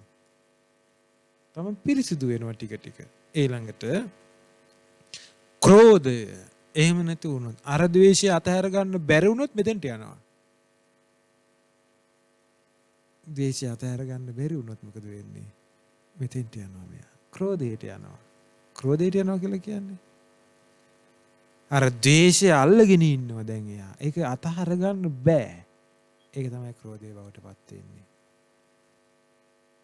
දැන් සමහරුන්ගේ තියෙනවා ද්වේෂය එන ගතිය. ඉතින් ද්වේෂය ආවට පස්සේ යාට පුළුවන් ඒක අතහරින්න. මොකක්ද ඒකට කියන්නේ? දියෙන්ද ඉරක් වගේ එකක් තියෙනවා. ඊළඟට තියෙනවා වැල්ලේ ඇඳපු ඉරක් වගේ එකක් තියෙනවා. ඒක වගේ තමයි මේ ක්‍රෝධය. තව එකක් තියෙනවා. අන්න ඒක තමයි භයානකම එක. ඇසුරු කරන්නත් බයයි වගේ කෙනෙක්. ගලේ කෙටු ඉරක් වගේ. ඒක තමයි වෛරය. පන්නේනවා. ඒක අතාරින්නේ. නේ? එහෙනම් මේ හිතේ ස්වභාවය හොඳට අල්ලගෙන තමයි මේවා අල්ල ගන්න තියෙන්නේ. නැත්තම් ද්වේෂය අල්ල ගන්න බෑ. Tamanට තේරෙන්නේ නැහැ ද්වේෂය තියෙනවා කියලා. Taman ඒ තේරෙන්නේ නැති හේතුව සාධාරණීකරනවනේ මේක. සාධාරණීකරන්න ද්වේෂය මේ තියෙන්නේ කියලා තේරෙන්නේ නැහැ. ක්‍රෝධයේ තියෙන්නේ කියලා තේරෙන්නේ නැහැ. ඇතුළේ ක්‍රෝධයේ වැඩ. ඇක්ෂන් එක ඔක්කොම වැඩ ක්‍රියාත්මක වෙනවා. ඇතුළේ ක්‍රෝධය. වචන ටික සට ගාලා එළියට එනවා. අනුන්ගේ අඩුපාඩු කිය අගුණ ප්‍රචාරය කර මේ යනවා. ඇතුළේ ක්‍රෝධය. තේරෙන්නේ නැහැ. නමුත් මෙයා සාධාරණීකරනවා. මම මේව කියන්නේ නැත්තම් බොහෝ පිරිසක් අමාරු වෙටි මියත් එක්ක ඉඳලා. මොකද්ද මේ තියෙන්නේ? ක්‍රෝධය. තම සාධාරණීකරනවා. තියෙන්නේ මොකද්ද? ක්‍රෝධය. හිත තමයි අල්ලන්න තියෙන්නේ. මෙතන තමයි පොයින්ට් එක. හිත පිරිසිදු කරන්න. චිත්ත පරියෝදානා භික්ඛවේ සත්තා විසුද්ධಂತಿ චිත්ත සංකිලේසා භික්ඛවේ සත්තා සංකිලිස්සanti. හිත පිරිසිදු වීමෙන් සත්වයා පිරිසිදු වෙනවා. හිත කිලිටු වීමෙන් සත්වයා කිලිටු වෙලා යනවා. මොකද්ද එහෙනම් පිරිසිදු කරන්න තියෙන්නේ? හිතමයි පිරිසිදු කරන්න තියෙන්නේ. මෙතනම අල්ල ගන්න මේ පොයින්ට් එකෙන්ම. ඊළඟට බලන්න. ක්‍රෝධය හිතට කිලුටක්. ක්‍රෝධය වැඩි වුණාට පස්සේ ඊළඟ එක එනවා. ද්වේෂයෙන් ක්‍රෝධයට යනවා. ක්‍රෝධයෙන් ඊළඟ එකට එනවා. මොකද්ද? වෛරය. වෛර බැඳ ගැනීම හිතට කිලුටක්. මේක අල්ල ගන්න කියනවා හිත. දැන් වස්ත්‍රයක් පිරිසිදු කරන්නා වගේ හිත පිරිසිදු කරන්න ඕනේ. ඇයි වස්ත්‍රය පිරිසිදු වුණොත් තමයි සායම අල්ලන්නේ. හිත පිරිසිදු වුණොත් තමයි ආර්ය සත්‍ය හිතාසට බහින්නේ. භාගතුන් වහන්සේත් එකපාරටම ආර්ය සත්‍ය දේශනා කරන්නේ නේද? ඊට කලින් උන්වහන්සේ දේශනා ටිකක් කරනවා. මොනවද ඒකට කියන්නේ? සාමුක්ඛංශික දේශනාව. දාන කතා, සීල කතා, සග්ග කතා, කාමානං ආදීනවං, ඕකාරං සංකිලේසං, නික්කම් යානිසංස. ඒව දේශනා කරලා අන්තිමට තමයි දේශනා කරන්නේ ආර්ය සත්‍යය. හරිද? එතකොට වෛර බැඳ ගැනීම හිතට කිලුටක්. ඒ කිලුට අල්ලගන්න තම තමන්ගේ හිතේ තම තමන් බලන්න වෛරය මේකේ තියෙනවාද?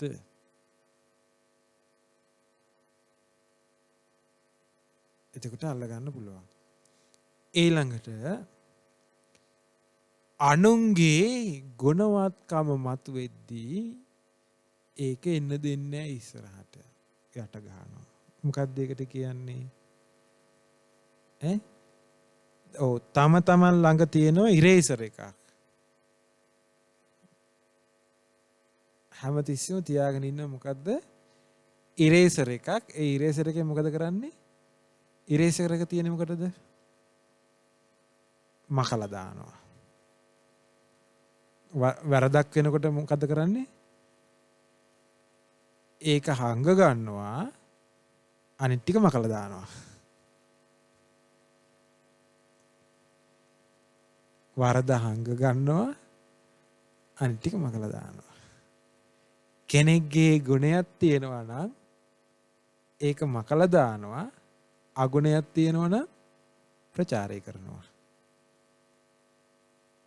මොකද්ද ප්‍රචාරය කරන්න භාවිතා කරන මේ යුගයේ භාවිතා කරන හොඳම මාධ්‍ය? Facebook, WhatsApp, group පිටින් තියෙනවා දාන්න පුළුවන්. ලක්ෂ ගානකට එකපාරේ යවුව හැකි.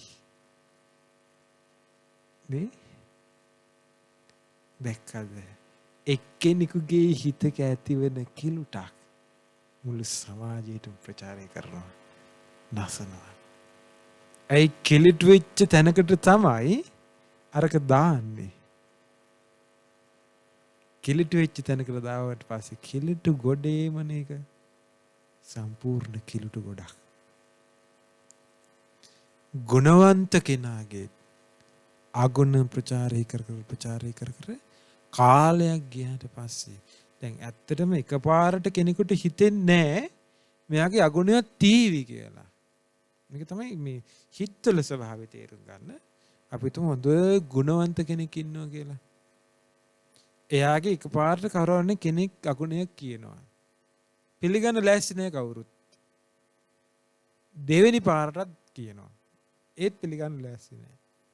තුන්වෙනි පාරටත් කියනවා. තාම පිළිගන්න ලෑස්ති නැහැ. හතරවෙනි පාරටත් කියනවා. චූරි සැකයක් කියනවා. දිගින් දිගටම මේක කියනවනේ මේක වෙන්න පුළුවන්ද? මේක සැකයි. ආයෙත් කියනවා. දැන් ටික ටික පෝෂණය වෙනවා. දැන් කරුණු ගලප බලනවා. තමන් බලන බැල්මට අර කරුණු ඔක්කොම ගැලපි යනවා. දැන් දන්නේම නැතුව හිත කිලිට වෙලා. ඔය විදිහට තමයි අගුණේ හිතක් අස්සට බස්සන්නේ. බැස්සට පස්සේ ආයේ අයින් කරන එක ලේසි නෑ. නේද? දේවදත්ත භාග්‍යතුන් වහන්සේගේ අගුණ ප්‍රචාරය කරුවානේ. භාග්‍යතුන් වහන්සේගේ මොන අගුණයක් තිබිලාද? අගුණයක් තිබ්බනම් දෙවිවරුන්ට අහුවෙන්න එපාය. අහුවෙන්නේ නේ? එහෙනම් උත්තර තේරුම් ගන්න මේ හිතේ ස්වභාවය. අනුන්ගේ ගුණවත්කම මතුවෙද්දී ඒ යටපත් කොට මකලා දානවා. ආන් ඒක හිතට කිලුටක්. ගුණම කියන්න. කවුරු හරි කෙනෙක් ඇහුවොත් ගුණයක් කියන්න. අගුණෙකට ඉඩ තියන්න එපා. නේ? ගුණයක් කියන්න. අපි මතක් වුණ ස්වාමීන් වහන්සේ නමක් හිටියා. අසුර කරපු සාසන උන්වහන්සේ කවදාකවත් කෙනෙකුගේ අඩුවක් කියන්නේ. ගුණම කිව්වා. දැන් උන්වහන්සේගෙන් අහපුවාම අරයා උදව් කළාද ගොඩක් එයාගේ හොඳට එයාවත් පිළිවෙත් කරනවද කියලා අපෝ හොඳ එයා වත් පිළිවෙත් කරනවා. අඩුයි කියනවා. ගොඩාක් අඩුයි කියනවා. අර නෑ කියන එක කියන්නේ. ඒ කියා ගන්න ඕන නෑ කියලා අඩුයි ගොඩක් අඩුයි.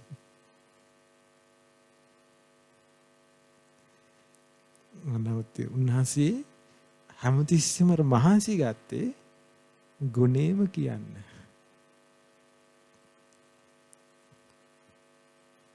ඊළඟට මේ එකට එක කරනවා. එයාට බනින්න හොඳ නම් මම බැන්නා මොකද වෙන්නේ? එයා මගේ අඩුපාඩු කියනවනේ මං එයාගේ අඩුපාඩු කිව්වා මොකද වෙන්නේ? එයාට පුළුවන් නම් මට ගරහන්න මං එයාට ගැරහුවා මොකද වෙන්නේ? මේකට මොකද්ද කියන්නේ? එකට එක කිරීම. අපි එක එක්කෙනාගේ හිතවල තියෙනවා. දැන් මේවා අස්තර රිංග බලන්න මේ හිතේ තමන්ගේ හිතේ මේම ස්වභාවයක් තියෙනවද? අරයට හොඳයි නම් මම මොකද දැන් අපි හිතමු ඔන්න මොකක් හරි වැඩක් දෙනවා කාට හරි කරන්න. හරිද? මෙයා ගිහිල්ලා කියනවා මට නිකන් උදාහරණයකට මේ කියන්නේ වෙන මොකකටවත් නෙවෙයි නැත්තම් ගන්න වැරදි විදියට. කියන්න බය සමහරවිට. ඔන්න අපි හිතමු ඔන්න කෙනෙකුට වැඩක් බාර දුන්න ස්වාමීන් වහන්සේ නමක් මේක ඔයා කරන්න. දැන් මෙයා හැමතැනම කියනවා මට ස්වාමීන් වහන්සේ මේක කරන්න දුන්නා මේක කරන්න දුන්නා. අනික් අය අහගෙන ඉන්න එකට හිතනවා ඇයි අපිට දුන්නේ නැත්තේ? ඕන්න කතා කරලා කියනවා ස්වාමීන් වහන්සේ අපිටත් දෙන්න මේක. ඇයි අපිට විතරක් දෙන්නේ නැත්තේ? ඇයි අරයට දුන්නේ? ඇයි අපිට දෙන්නේ නැත්තේ? නේ? එතකොට අරක අනුමෝදන් වෙන්න අමාරුයි. මට මේ ළඟදී ලස්සන සිදුවීමක් මතක් වුණා. ඒ පින කරන්නත් මේ ඇත්තටම හිතේ පිරිසිදු බවත් එක්ක තමයි පින කරන්නත් තියෙන්නේ. මට මතක් වුණා මේ ළඟදී මේ දැන් අර විසාකා මහෝපාසිකාව පුරාරාමයේ හැදුවේ. දැන් පුරාරාමයේ හැදුවට පස්සේ දැන් ඔක්කොම සරසිලි ටික කරලා විසාකාව මේ පුරාරාම පූජා කරන දවසේ ඉහෙලි ආවනේ. ඉහෙලියට තිබිච්ච වටිනාම සලු අරගෙන ආවේ. දැන් මේක පූජා කරන්න ඕනේ භාගතුන් වහන්සේට පූජා කරන්න ඕනේ කියලා. දැන් කාටද මේක මැහුවේ? සලුව භාගතුන් වහන්සේට. මෙයා කල්පනා කළේ භාගතුන් වහන්සේගේ කුටියේ භාගතුන් වහන්සේට පනවලා තියෙන ආසනයේට මේක එලන්න ඕනේ. දැන් මෙයා මේක අරගෙන ආවා. කුටියට ආවා, ගන්ධ කුටියට ආවා. බැලුවා ආසනේ. දැන් මෙයාගේ ඉස්සෙල්ලාම අවධානයට යන්නේ ඒකනේ. සලුව අරගෙන ආවේ මේකට දාන්නනේ. මෙතෙන්ට ආවා. ආවට පස්සේ මෙයාට පේනවා මගේ සලුවට වඩා මේ දාලා තියෙන සලුව ලස්සනයි වටිනවා. මේ හැබැයි මේ මට තියෙන වටිනාම එක. නමුත් විසාකාව ඊට වැඩි වටිනා එක ලස්සන එකක් දාලා තියෙනවා. මේකට මැච් වෙන්නේ මේක. ඇත්තටම විසාකා දාලා තියෙන එක තමයි මැච් වෙන්නේ.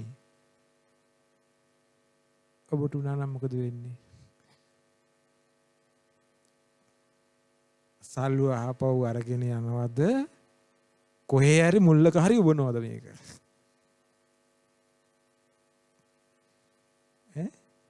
අරකට යටින් හරි හැංගෙන්න හරි දාලා තියෙනවා. එහෙම නැත්නම් අරකට උඩින් දානවා. හිතන්න හිත ගැන. චිත්තානුපස්සනාවිය දෙන්න දැන්. නේ? කොහොම හරි අරක අස්සට ඔබන්නම තමයි බලන්නේ කොහෙන් හරි දාන්න. කොන්නකින් හරි එල්ලන වවුලෙක් වගේ හරි එල්ලන කොහෙන් හරි. ඉතින් විසාකයි මෙච්චර පිනක් කරගත්ත එකේ මට මේ පින අවස්ථාව දෙන්න නැති ඉන්නේ මගේ යාළුවෝ ඉහෙලියනේ. ඉතින් මෙයා මට අවස්ථාව නොදෙන්න එක නෑනේ. විශ්වාසෙට හරි මේක දාන්න මොකක් හරි කරනවනේ. මුකුත් නෑ. සල්ලු අකුල ගත්තා. අරක අනුමෝදන් වුණා. අපිට හිතෙන්නේම අපි ගෙනිච්ච එක දාපුවාමයි පින රැස් වෙන්නේ.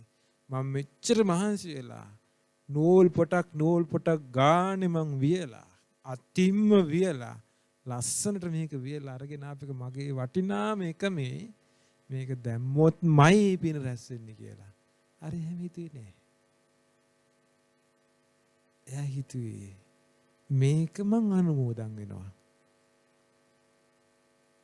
ඒ විතලා අනුමෝදන් වුණා. දැක්කද අර පිරිසිදු හිත.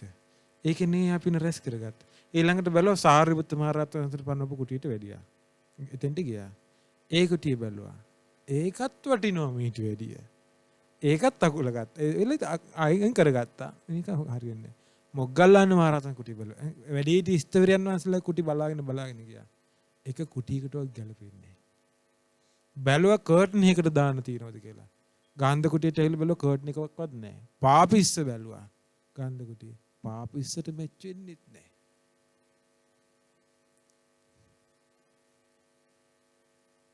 අයින් කරගෙන ගියා. ඊට පස්සේ අයිනකට පැත්තකට ගිහිල්ලා දැම්මා. පැත්තක අයිනක තියච්ච පාපිස්සකට දැම්මා. මෙතෙන්ට ගැලපීමක කියලා. දෙකනේ. ඔබ එනවා මලක් අරගෙන ඔන්න සැරසිල්ලකට අරගෙන එනවා මලක්. කොහෙද ගහන්නේ? භාග්‍යතුන් වහන්සේගේ ළඟම ගහන්න ඕනේ මේක. සැරසිල්ලට මැච් වෙන්නේ නැහැ. හැබැයි එතෙන්ටම ගහන්න ඕනේ. නැත්තම් හිතට හරි නැහැ. නේද? හිත බලන්න දැන්. ධර්ම අවබෝධයකට යන්න කොච්චර අමාරුද? අපි හැමතිස්සෙම දැන් මෙහෙම වුණත් මොකද කරන්නේ දැන් හැමතිස්සෙම?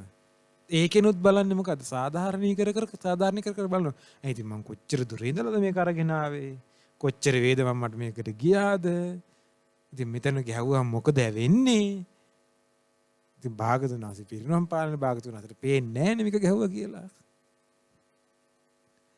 හැමතිස්සෙම Tamanට සාධාරණේ හොයන්න තමයි හැම එකක්ම Tamanටමයි සාධාරණේ හොයන්නේ. අනික් අයගේ හිත රෙදෙයිද? අනික් එක්කෙනා මේක කොච්චර මහන්සි වෙන්නේ නැද්ද මේක හදන්න? එයාට මේක හදන්න නේද? එයාට මේක දැක්කාම මොනව හිතෙයිද? මොකුත් නැහැ. නේ? දැන් බලන්න අපි හැමති අපේ පිනක් කරන්න ගියත් ඒකයි අපිට පින එහෙම වැඩෙන්නේ නැහැ. සමහර වෙලේ පින බාල්දු වෙනවා. දැන් බලන්න සාරිපුත්ත මහ රහතන් වහන්සේ එදා නිරෝධ සමාපත්තියට සමවැදිලා උන්වහන්සේ පිටත් වුණා පුන්නදාසයට උදව් කරන්න ඕනේ කියලා. මේ වෙලාවේ පුන්නදාසයා කුඹුර කොට කොට හිටියේ. සිටුවරයාගේ මාලිගාවේ කොනක මුඩුක්කුවක් කටවගෙන හිටියේ දාසයා. පින රැස් කරගන්න විදිය බලන්න. සාරිපුත්ත මහරහතන් කලින්ම ගියා එතෙන්ට ගිහිල්ලා කුඹුර ළඟ පළඟක මැදගෙන වාඩි වුණා. දාසයට හිතුණා දැන් මේ පැන් ටිකක් ඉල්ලගෙන මේ හරි මොකක් හරි ආඩුවක් වෙන්නේ නැති උන්වහන්සේට මොන හරි අවස්ථාවක් කියලා තමයි මේ ආවි කියලා ගිහිල්ලා ළඟට ගියාම සාරිපුත්‍රයන් වහන්සේ පෙරහන් කඩේ පාත්‍රය අතට දුන්නා. පැන් ටිකක් ගෙනලා දුන්නා වැළඳුවා.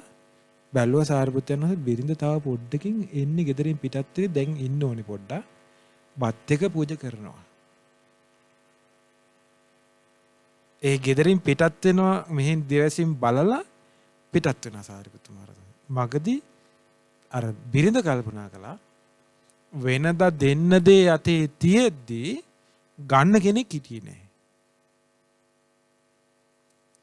සමහර වෙලාවට ගන්න කෙනා ඉඳිද්දී දෙන්න දේ අතේ නැහැ. අද දෙන්න දේත් අතේ තියෙනවා ගන්න කෙනත් ළඟ ඉන්නවා පූජා කළා බත් එක. ආපහු ගෙදර ගිහිල්ලා ගෙදර හාල් ඇටයක්වත් දැන් නැහැ. මුඩුක්කුවක හිටියේ. ගියක් ගාන ගිහිල්ලා හාල් ඇට ටික එකතු කරගෙන ආවා. ඒකරගෙන බත් එකක් හදලා බත් එකකුත් උයාගෙන පිටත් වෙන ලෑස්ති වුණා මේ තිබිච්ච ව්‍යංජන ටිකුත් අරගෙන. ළඟට දැන් 16 ගොඩට ඇවිල්ලා බඩගින්නටත් එක්ක නින්ද මේ හරි වෙහෙසින් හිටියේ. උඹුරු කොටල මහන්සියයි බඩගින්නයි අවස් වෙලා. දවල් බත් එක. මගට යනකොට ළඟට යනකොට ඒ බිරිඳට මතක් වෙනවා. බැරි වෙලාවත් මම දැන් ළඟට ගිහිල්ලා කිව්වොත් එහෙම මම දැන් ළඟට යනකොට දැන් මෙයා කොහොමත් කෝපයෙන් ඉන්නේ දැන් මම පරක් වෙච්ච එකට. මේ කෝප වෙච්ච හිතින් සාරිපුත්ත මහ රහතන් වහන්සේට මම බත් එක පූජා කළා කිව්වොත් එහෙම මෙයා කෝප වෙච්ච හිතින් ඉන්න නිසා මෙයාට සාරිපුත්ත මහ රහතන් වහන්සේ ගැන ගැටීමක් එන්න පුළුවන්.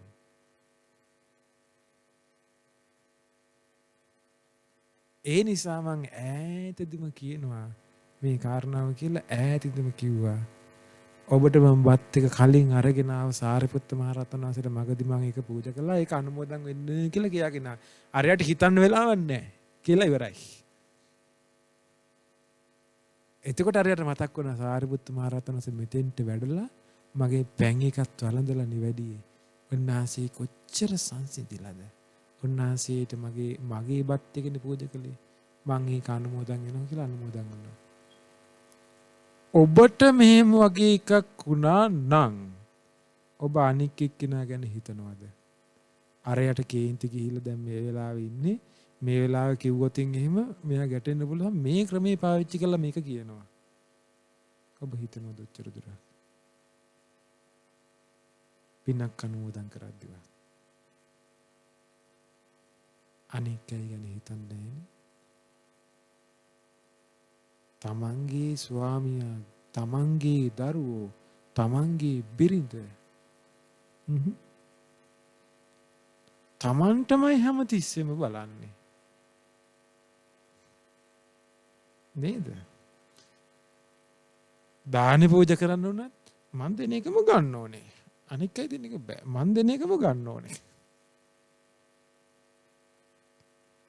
ඒ තමයි හිතේ ස්වභාවය.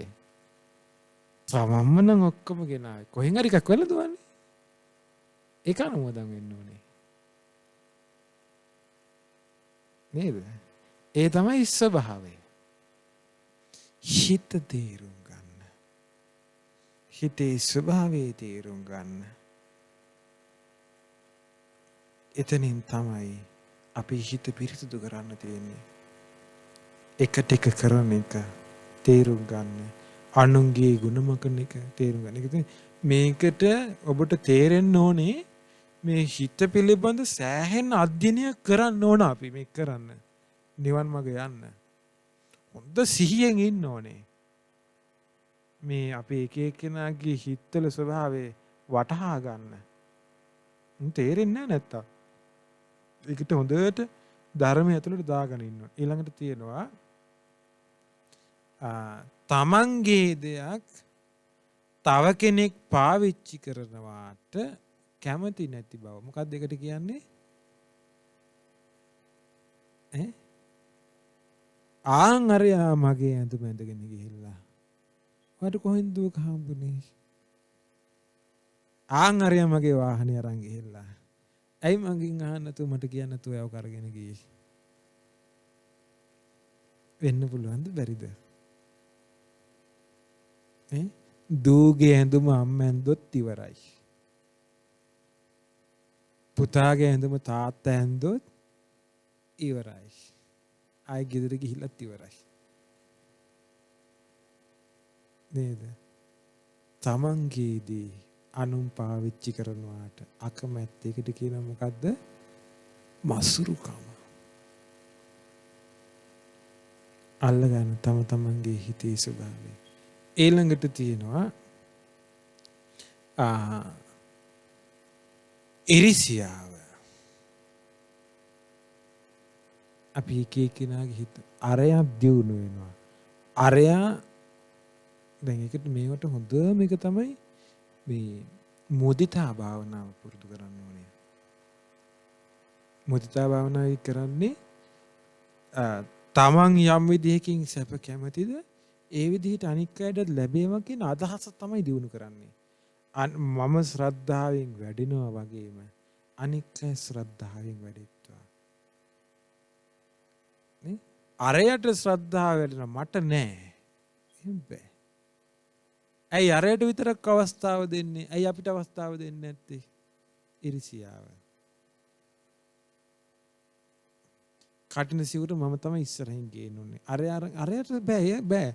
එයා එනවා නම් ඉස්සරහින් කටින සිවුර අරගෙන මම එන්නේ පැත්ත පළාතේ කටින පින්කමට.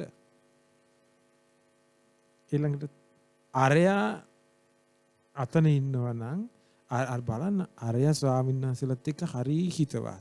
ඇයි ස්වාමීන් වහන්සේලා අපිට එච්චර නැත්තේ? එහෙම නැත්නම් මොකද වෙන්නේ? මොකද්ද වැඩ කරන්නේ? ඉරිසියා. ඉතින් ඔයාලත් ඒ වගේ අනිත් අයත් ඒ වගේ වුණාම ස්වාමීන් වහන්සේලා එයාවත් ඒ ස්වභාවයෙන් තියාගන්නේවි. ලස්සන සිද්ධියක් තියෙනවා. මේ සීසේනාධිපතිට භාග්‍යවතුන් වහන්සේ වදාලා සීසේනාධිපති ආනා භාග්‍යවතුන් වහන්සේගෙන් භාග්‍යවතුන් වහන්සේ මේ ධර්මයේ සම්දිට්ඨික බව ගැන පොඩ්ඩක් කියන්න බෑද කියලා අහුවා. එතකොට භාග්‍යවතුන් වහන්සේ වදාලා සිහිය නිකමට තේරුම් ගන්න කිව්වා. මේ විදිහට තේරුම් ගන්න කිව්වා. හොඳට කල්පනා කරන්න කිව්වා. ස්වාමීන් වහන්සේලා පිණ්ඩපාතේ වඩින්න ඕනේ කියලා හිතුණු රහතන් වහන්සේලා පවා ස්වාමීන් වහන්සේලාට සංඝයාට පිණ්ඩපාතේ වඩින්න ඕනේ කියලා හිතුනොත් ඉස්සෙල්ලාම වඩින්න ලෑස්ති වෙන්නේ ශ්‍රද්ධාවන්ත කෙනාගේ ගෙදරටද ශ්‍රද්ධාව නැති කෙනාගේ ගෙදරටද කියලා අහුවා. කාගේ ගෙදරටද ඉස්සෙල්ලාම යන්න කැමති වෙන්නේ? ශ්‍රද්ධාවන්ත කෙනාගේ ගෙදරට. බණ ටිකක් කියන්න ඕනේ කියලා හිතුනොත් හිතෙන්නේ ශ්‍රද්ධාවන්ත කෙනාට කියන්න ඕනේ කියලාද ශ්‍රද්ධාව නැති කෙනාට කියන්න ඕනේ කියලාද හිතෙන්නේ කියලා. ශ්‍රද්ධාවන්ත කෙනාට. දම්පැන් ටිකක් ගන්න ඕනේ කියලා හිතුනොත් එහෙම කාගෙන්ද ගන්න හිතෙන්නේ? ඉතින් ශ්‍රද්ධාව නැති කෙනා මොකක් හරි නෝකඩුවක් කියලාමනේ දෙන්නේ ඉතින්. ආයෙ යන්නවත් හිතෙන්නේ නැහැ. එන ශ්‍රද්ධාවන්ත කෙනා ළඟට තමයි යන්න හිතෙන්නේ. ගන්න හිතෙන්නේ. ඊළඟට උදව්වක් කරන්න ඕනේ කියලා හිතුනොත් එහෙම කාටද උදව් කරන්න හිතෙන්නේ? ශ්‍රද්ධාවන්ත කෙනාටද ශ්‍රද්ධාව නැති කෙනාටද?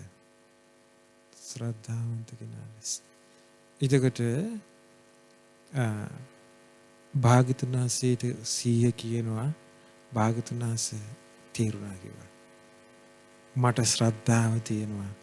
භාග්‍යවතුන් වහන්සේ ස්වාමීන් වහන්සේලා උදේම පිණ්ඩපාතේ වඩින්න ඕනේ කියලා තුනහම ඉස්සෙල්ලාම මගේ ගෙදරට වඩිනවා. මට දැන් තේරෙනවා භාග්‍යවතුන් වහන්සේ සම්දිට්ඨිකයි ධර්මයේ. මන් දකිනවා දැන්. බණ කියන්න හේතුනහම මට බණ කියන්න ස්වාමීන් වහන්සේලා ලෑස්ති. ඕන වෙලාවක මට දැන් තේරෙනවායි කියලා. ධර්මයේ සම්දිට්ඨිකයි. නේ? එහෙනම් අපි එක එක්කෙනාට ඊර්ෂ්‍යාකාරකම් කළා කියන එක නෙවෙයි මේ වෙන්නේ. මොකද්ද වෙන්නේ? තම තමන්ගේ තුල තම තමන්ගේ ශ්‍රද්ධාව හදාගත්තට පස්සේ සංඝයා හිතවත් හැම කෙනෙක්ම හිතවත් තම මිත්‍රශීලී වෙන්න ඕනේ. දැන් හිත පිරිසිදු වෙද්දී නේද ඇත්තටම අපේ වචනයත් පිරිසිදු වෙන්නේ. කායික ක්‍රියාපව පිරිසිදු වෙන්නේ. සිතවිලි ඔක්කොම පිරිසිදු වුණාට පස්සේ. නේ? එතකොට අපි කෙනෙකුට සැර වචන නැහැ එක කෙනෙකුට. කාටවත් සැර වචන නැහැ ඊට පස්සේ ආයේ. නේ? ප්‍රියමනාප වචන, ආදරණීය වචන, අම්මේ තාත්තේ කියලා කතා කරන්න පුළුවන් අපිට. ඕන කෙනෙකුට. අයියා අක්කේ කියලා කතා කරන්න පුළුවන් මිත්‍රශීලී වචන. දැන් මේ සංස්කෘතිය එහෙම නෑ. ගුරුවරයාට කතා කරන්නේ නම කියලානේ. නේද? තාත්තට කතා කරන සමහරට නම කියලා. නේද? එහෙම අර ගෞරවාන්විත බවක් මෙහි නෑනේ. නමුත් අර ආදරණීය ස්නේහවන්ත වචන තියෙනවා. අයියේ අක්කේ තාත්තේ අම්මේ කියලා කතා කරපුවාම මේ පොඩි වචනයකට দমনය වෙනවා අනික් කෙනා. එයාට හිතෙනවා මෙයා හරි මිත්‍රශීලී. මෙයාව ඇසුරු කරන්න හරි පහසුයි. මෙයාගේ වචන හරි ප්‍රියශීලී. මෙයා හිතරිත් දන්නේ. එතකොට මොකද වෙන්නේ? අපි එක එක්කෙනා අතර මේ විදිහේ ස්වභාවයක් තියෙනවා නම් ඇත්තටම එයාව ඇසුරු කරන්න අනික් කෙනාට ප්‍රියයි. නැත්තම් සිහි කරද්දී පවා පීඩාවක්. ඒ කියන්නේ හිතේ පිරිසිදු බව නේද කියන්නේ එහෙනම්. හිත පිරිසිදු කරන්න. ඒ කියන්නේ මේ ඉගෙනගත්ත ධර්මයේ මෙච්චර කාල දැන් ප්‍රායෝගික ජීවිතයට ගලපන්න ඕනේ මේක. නේ? දැන් එතකොට එයා Tamanට තැනක් නෙමෙයි මේ හොයන්නේ. Tamanගේ හිතේ පිරිසිදු බවක්.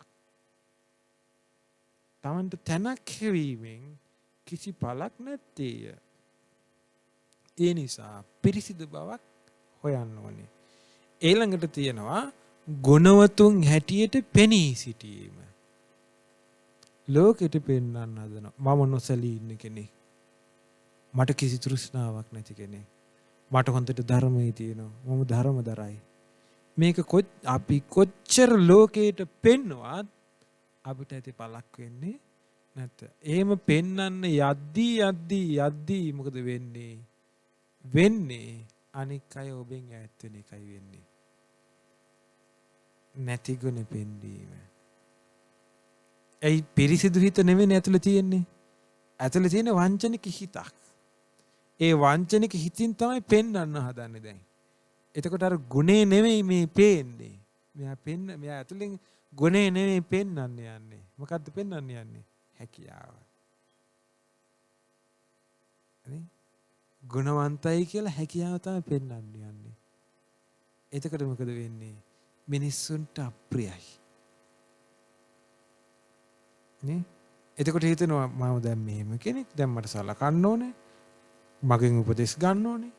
මගෙන් මෙහෙම අහන්න ඕනේ. එතකොට මොකද වෙන්නේ? ටික තමන්ගෙන් අර පිරිස ඈත් වෙනවා. අයින් වෙනවා. ප්‍රේමනහප නැති වෙනවා. එහෙනම් හිතක් පිරිසිදු කරගත්තාම කොච්චර පහසුවෙන් ඉන්න හරි පුළුවන්ද? මිනිස්සුත් එක්ක එකට වාසය කරන්න පුළුවන්. ගැටීම් නෑ. නේ? එක එක්කිනාට ප්‍රියමනාපයි. ඊළඟට ගුණවතුන් හැටියට පෙනී ඉන්නවා. ඒක කිලුටක්. ඊළඟට කපටිකම. කට්ට කෛරා ටික ඊටු ටික වෙට්ට පිත්තල. ඒකත් හිතට කිලුටක්. ඊළඟට සාධාරණ කරුණු ඉදිරියේ හිත නමන්නේ නැත.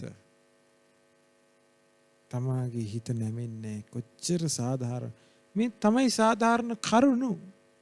හිත පිරිසිදු කිරීම පිණිස මේවා අයින් කිරීම තමයි සාධාරණම කරුණු. මේකට හිත නැමෙන්න ඕනේ. මෙතනම තමයි හිත නමන්න තියෙන්නේ. සාධාරණ අදහස් වලට විරුද්ධව ඉන්නවා. විරුද්ධ වෙන්නේ නෑ ඕක නෙවෙයි. මේකයි ක්‍රමේ. විරුද්ධ වෙන්න ආයේ පැත්තටම තමයි යන්නේ. ඊළඟට ඒක කෙලුටක්.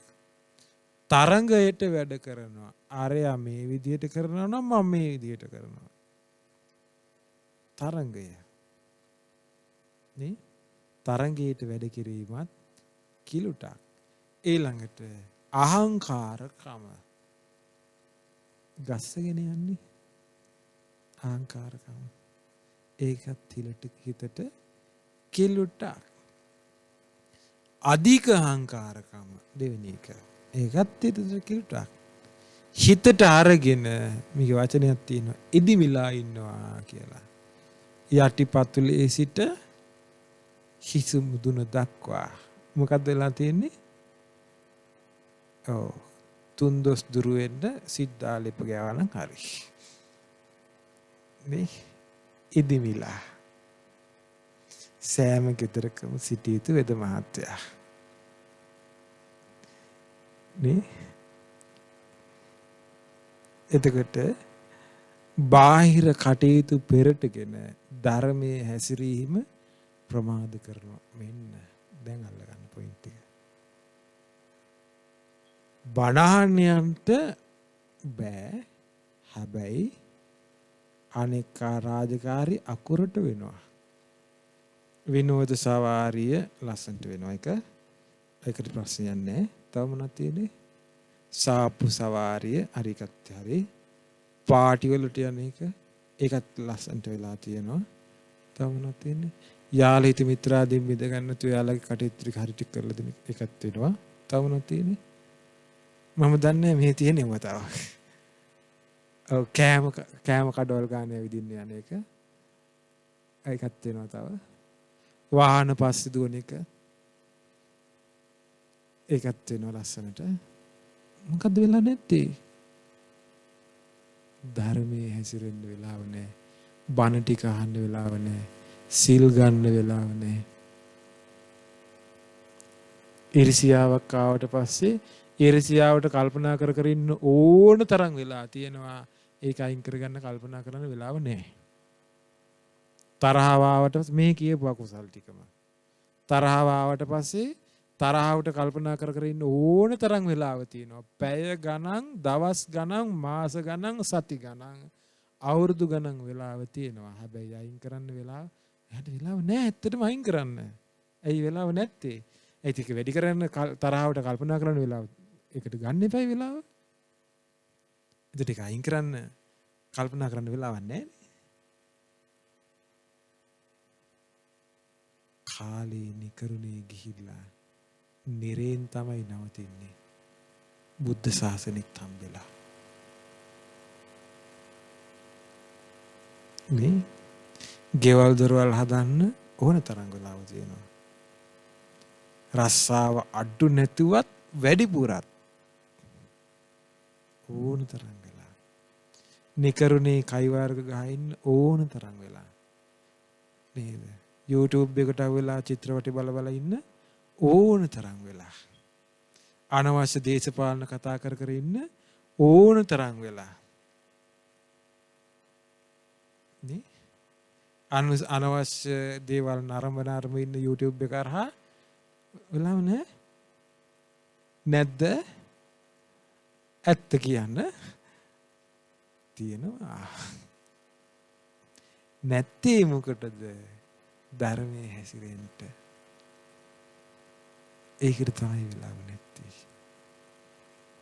හිත වංචනිකයි. හරිද? බාහිර කටයුතු පෙරටක ඒ කිසි දෙයක් බාහිර කිසි දෙයක් කළා කියලා ඔබට පිහිටන්නේ. හදන ගෙවල් දරවල් යාන වාහන එක සැනින් අතහැරලා මොහොතින් ඔබ පරලව යනවා. සල්ලි භාගේ සියල්ල අතහැරලා මොහොතින් පරලෝ යනවා. නේ? සියලු තනතුරු නම්බුනාම පස්සේ කළා මොහොතින් පරලෝ යනවා. කෝ බේනුවන දැන් වෙදිච්ච. කෝ ධර්මය අහලා පුරුදු කරගත්ත දේ දැන්. කෝ අප්‍රමාදේ. නෑනේ. සූත්‍ර දේශනා ටික කියව ගන්න වෙලා නැහැ. බණක් භාවනාවක් කරගන්න වෙලාව නැහැ. සිල් ටික රකින්න වෙලාව නැහැ. නේ? දැන් අපිට ගොඩක් වෙලාවට හිතෙනවන්නේ අපරාධ කාලේ කියලා ගොඩක් ඒවට හිතෙනවනේ. දානයක් දෙන්න ආපුවාම ටිකක් ප්‍රමාද වුණාම හිතෙනවා අපරාධ කාලේ ඉක්මනට යනවා කාලේ ගිහිල්ලා ඉවරයි දන්නේම නැහැ. එතකොට මෙතන ඉන්නකම් කුසල හිතක් වැඩුවෙම නැද්ද? වැඩුණානේ. බාන ටික අහනකම් ඉවර ඉක්මනට යන්න ඕනේ. ඇයි මේ? හදිස්සි කොහේ යන්නද? සසර යන්න හදිස්සි ඕනේ. හදිස්සි වෙන්න. හදිස්සි වෙන්න ඕන දෙයට නෙමෙයි හදිස්සි වෙලා තියෙන්නේ. හදිස්සි වෙන්න ඕනේ මොකටද? හිත සංසිඳව ගන්න. හිත නිවා ගන්න. හිත අවශ්‍ය ගන්න හදිස්සි වෙන්න දෙයක් නැහැ. මෙතනින් එළියට ගිය ගමන් හිත ඇවිස්සෙනවා. වාහනේට නැගපු ගමන් වටපිට යනකොට වටපිට ටික බලාගෙන ගියත් එතන හිත ඇවිස්සලා ඉවරයිනේ. ගෙදෙට්ට ෆෝන් එක ඕන් කරපු ගමන් හිත ඇවිස්සලා ඉවරයි. ඕන් කරපු ගමන් එනවා මොකද්ද? මැසේජ් ටික ඔක්කොම ටික එනවා. ලිස්ට් එකේ එනවා ඔක්කොම. ඇවිස්සලා ඉවරයි. එක්කෙනෙක් දාන කෝල් එකක් ගන්නවා. එයා දාන ඔලුවට ප්‍රශ්නයක්. ඒ ප්‍රශ්නෙට විසඳුමක් හොයන්නේ තව එක්කෙනෙකුට කතා කරනවා. එයා තව එකක් දාන ඔලුවට. ඒක දෙකයි. ඒකට තව එකක් එනවා. තව කෝල් එකක් ගන්නවා. ඒකට විසඳුමක් දෙන්න. තව එකයි. ෆෝන් එකක් යනෝ යම රජ්ජුරුව වගේ. මේ එකකට විසඳුමක් හොයන තව එකකට ගන්නවා. එකෙන් තව එකකට ගන්නවා. එකෙන් තව එකකට ගන්නවා. අන්තිමට ඔළුව අච්චාරු වෙනවා. නේ? එතකොට මේවට විසඳුම් හොයන්න ගියපුවාම ඒවට විසඳුම් හොයගෙන කල්පනා කර කර යනකොට ඇත්තටම එයාට වෙලාවක් නැහැ තමයි බණ භාවනාව කරගන්න. හිතකින් නිදහස් වෙන්න, අකුසලයේ නිදහස් වෙන්න කොච්චර අමාරුද? නේ හැබැයි මතක තියාගන්න මේ ඔක්කොම මැද්දේ අපි තවම ඉන්නේ සසරේ. අපි කිසි කෙනෙක් ජරා මරණ වලින් බේරිලා නැහැ. නේ අපි කිසි කෙනෙක් නිරයෙන් සදාටම බේරිලාද? තිරිසන් අපායෙන් බේරිලාද? නිරේට වැටුණට පස්සේ ෆෝන් එකත් අරගෙන යනවද? ඩාටා ටිකකුත් දාගෙන බලබල ඉන්න කිනිගොඩ මැද්දේ මෙතන ඉන්න බෑ පිච්චි පිච්චි මේකක් හරි බලබලා ඉන්නවා. මට හිතෙන්නේ නම් අරගෙන යයි වගේ. මේ යන විදිහට මෙයාලා හොයාගනි වගේ නිරේට යනකොටත් මේ අරගෙන යන්න පුළුවන් එකක්. නේ? බෑ. සිහිය පිහිටන්න ඕනේ. සිහිය පිහිටියේ නැත්තම් මහානතුරක්. නේ? ඊළඟට මේ හිතට කියලා මහණෙනි භික්ෂුවට දැන් මේ භික්ෂුව කියලා කියන්නේ දැන් භාගතුන දේශනා කළ භික්ෂුන් වහන්සේලාටනේ ඔබට ගලප ගන්න. තමන් සතු දේ ගැනත් අනුන් සතු දේ ගැනත් ඇති වෙන ලෝභකම අවිජ්ජා විෂම ලෝභයේ සිත කිලුට කරන දෙයක් කියලා උපක්ලේශයක් බව අවබෝධ කරගෙන සිත කිලුට කරන අවිජ්ජා විෂම ලෝභය අතහරිනවා. මේක අතහරිනවා. දැන් මේ හිතේ ස්වභාවයේ තේරුම් අරගෙන ඊළඟ ද්වේෂය, ක්‍රෝධය, වෛරය මේක එකක් ගානේ අල්ලගෙන මේක අතහරිනවා. අතහරින්න ඕනේ. හිතක් දියුණු කරන්න ලේසි නෑ මේ ටික තියාගෙන නම්. මේ ටික අතහරින්න ඕනේ. දැන් මේ තවම මේ නිවන් මාර්ගට පිවිසෙන්න මේ පාරක් කිව්වා නෙවෙයි. දැන් මේ ඉස්සෙල්ලා මේ ටික අයින් කරන්න මේ ක්‍රමය කියන්නේ. තව ගොඩාක් දුර යන්න තියෙනවා. දැන් මට තරහ යන ගතිය නෑ. මට වෛරය ගතිය නෑ. දැන් මට එක ටික කරන ගතිය නෑ. ඒ නිසා මට ප්‍රශ්නයක් නැහැ කියලා හිතන්න එපා. තව මේ පටන් ගත්ත විතරයි දේශනාව. හරිද? තව ගොඩ දුර යන්න තියෙනවා. ඊට පස්සේ මේ ඔක්කොම අයින් කරනවා. මසුරුකම, එකට එක කරන ගතිය, දැඩි බව, ඊළඟට ධර්මයේ සිටින ප්‍රමාද ගතිය, අහංකාරකම් මේ ඔක්කොම ටික අයින් කරනවා. එතකොට අයින් කළාට පස්සේ මොකද වෙන්නේ? මහණෙනි ඒ භික්ෂුව යම් දවසක තමන් සතු දේ ගැනත් අනුන් සතු දේ ගැනත් ඇතිවෙන ලෝභකම නම් වූ අවිජ්ජා විසම ලෝභයේ සිත කිලුට කරවන උපක්ලේශයක් බව අවබෝධ කරගෙන සිත කිලුට කරවන ඒ අවිජ්ජා විසම ලෝභය සිතින් ප්‍රහාණය කළා නම් ඒක ප්‍රහාණය වෙලා ගියා නම් ද්වේෂයත් ඊළඟට එකට කරන ගතියත් ඊළඟට ව්‍යාපාදේ, වෛර බැඳීම, ක්‍රෝධය, බද්ධ වෛරය, ඊර්ෂ්‍යාව, මසුරුකම් මේ කියපු මේ අහංකාරකම ඊළඟට ධර්මයේ සිරින් තියෙන ප්‍රමාද මේ ඔක්කොම ප්‍රහාණයලා ගියා නම් ආන්ගේ භික්ෂුව බුදුරජාණන් වහන්සේ කියන්නේ කවුද කියලා අවබෝධයෙන් හඳුනාගෙන උන්වහන්සේ ගැන නොසෙල්ලන පැහැදීමෙන් යුක්ත වෙනවා. මෙයා තමයි නොසෙල්ලන පැහැදීමෙන් යුක්ත වෙන්නේ. එහෙනම් මේ නොසෙල්ලන පැහැදීමට එන්න අර ටික ප්‍රහාණය කරගන්න ඕනේ. තේරුණාද? අර ටික ප්‍රහාණය කරගත්තට පස්සේ තමයි නොසෙල්ලන පැහැදීමට එන්නේ. එහෙනම් නොසෙල්ලන පැහැදීමට එන්න කුමක්ද කරන්න තියෙන්නේ? බුදු කෙනෙක් ගැන බුදුරජාණන් වහන්සේ ගැන නොසෙල්ලන පැහැදීමට එන්න අර ටික අයින් කරගන්න. එතකන් ඔබ තාම මග. එතකොට තමයි තේරුම් ගන්නේ ඒ ශාස්ත්‍රුන් වහන්සේ අරහන් කියලා. එතකොට තමයි තේරුම් ගන්නේ ඒ ශාස්ත්‍රුන් වහන්සේ සම්මා සම්බුද්ධයි, විද්‍යාචරණ සම්පන්නයි, සුගත ලෝකවිදු අනුත්තර පුරුෂ ධම්ම සාර්ථි ආදී ගුණ දැනගන්නේ. එතකොට තමයි දැනගන්නේ මේ ධර්ම ඒකාන්තයෙන්ම ස්වාක්ඛාතයි. මේ ධර්ම ඒකාන්තයෙන්ම සම්දිට්ඨිකයි, අකාලිකයි, ශ්‍රාවක සංඝරත්නයේ සුපටිපන්නයි, උජුපටිපන්නයි කියලා දැනගන්නේ එතකොට. මහණෙනි, තාම මග. තාම සම්පූර්ණ නැහැ. මහණෙනි ඕන් ওই විදිහට යම් දවසක ආර්ය ශ්‍රාවකයාගේ සිතින් සිත කිලිට කරවන දේවල් බැහැර වුණොත් වමනේ දැම්මා වගේ වුණොත් ඒවායි නිදහස් වෙලා ගියොත් දුර වෙලා ගියොත් එතකොට මේ භික්ෂුව අනේ මාත් බුදු සමිඳුන් කෙරේ නොසිලුන් ප්‍රසාදයකින් යුක්තයි නේද කියලා අර සතුටක් එනවා. ඒ ගැන අවබෝධයක් ඇති වෙනවා. ඒ නිසාම සිත පිනා යනවා. එතකොට ප්‍රීතියක් ඇති වෙනවා. සිත ප්‍රීතිමත් වුණාම ඇඟපත සැහැල්ලු වෙනවා. එතකොට හිතට ලොකු සැපයක් ඇති වෙනවා. සැප ඇති සිත තමයි සමාධිමත් වෙන්නේ. විවිච්ඡේවා කුසලේහි විවිච්ඡේ කාමේහි විවිච්ඡේවා කුසලේහි. කාමයෙන් අතහැරලා අකුසලයේ අතෑරියා දැන් තමයි ඇත්තටම එයාගේ හිත සමාධිමත් වෙන්නේ. එහෙනම් සමාධියක් උපදව ගන්න යන්න ওই ටික අයින් කරගෙන යන්න. එහෙනම් මට සමාධිය තියෙනවා කියලා කොච්චර කෑ ගැහුවත් මේ ටික තියාගෙන එයාට උපදින සමාධිය නැහැ.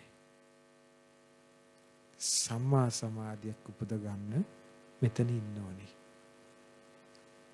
එහෙනම් දැන් කියන්න බලන්න මොකද්ද කරන්න තියෙන්නේ? තම තමන්ගේ හිතෙන් තම තමන්ගේ හිත ගැන අවධානය යොමු කරගෙන ඉන්න. හිත ගැන අවධානය යොමු කරගෙන ඉන්න. කෙලෙස් ස්වභාවයන් හඳුනා ගන්න. එක එක්කෙනාගේ හිතේ උපදින කෙලෙස් ස්වභාවයන් හඳුනා ගන්න. ඊර්ෂ්‍යාව වෙනකොට, තරහ වෙනකොට, ප්‍රමාදයටපත් වෙන කරුණ වෙනකොට, ගුණමකුගම් එනකොට, කෙනෙහිලිකම් කරන්න හිතෙනකොට ඒක දැන් මේ යුගයට එන්න මේ පරිහානි යුගයේ නෙමෙයි තියෙන්නේ. පරිහානි යුගයේද දියුණු යුගයේද?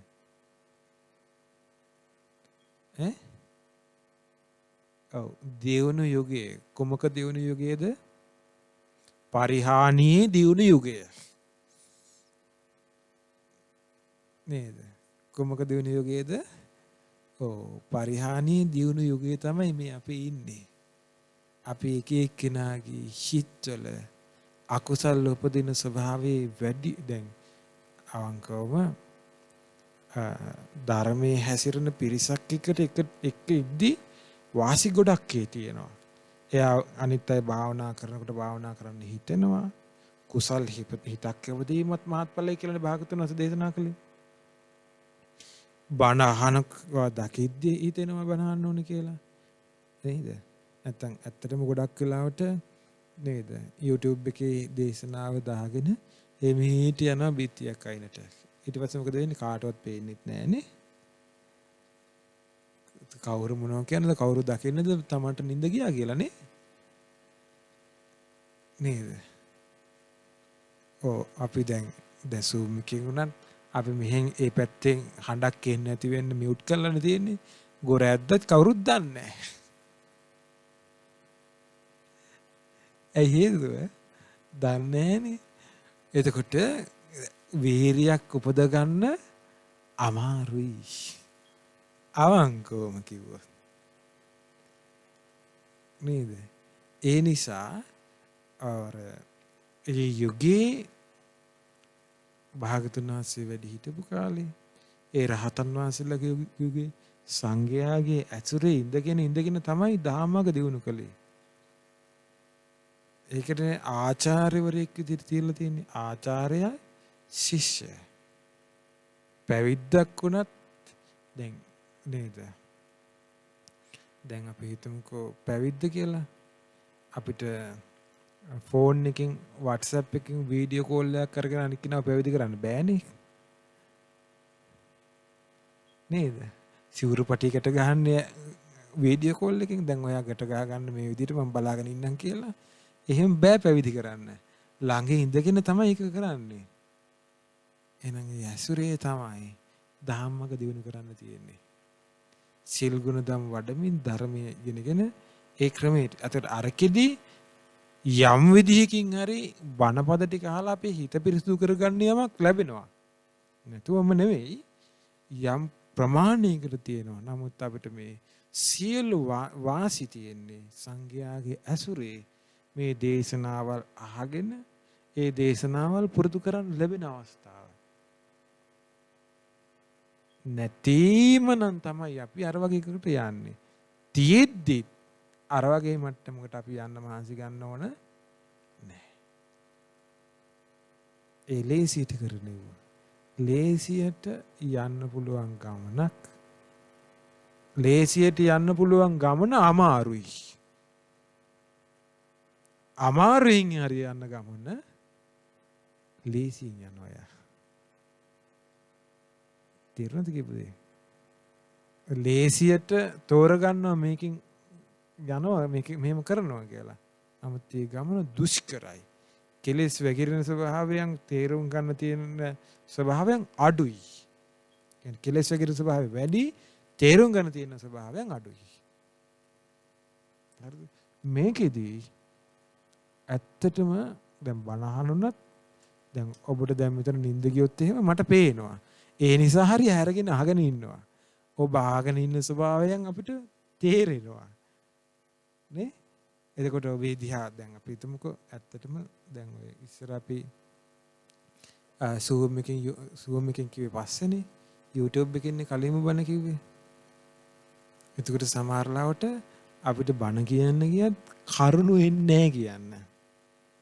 දැන් මේ වගේ හිටියනම් ඔබට අවුදියා බලබලා එක එක්කිනාගේ ස්වභාවයන් බලබලා කියන්න බලවන්නේ.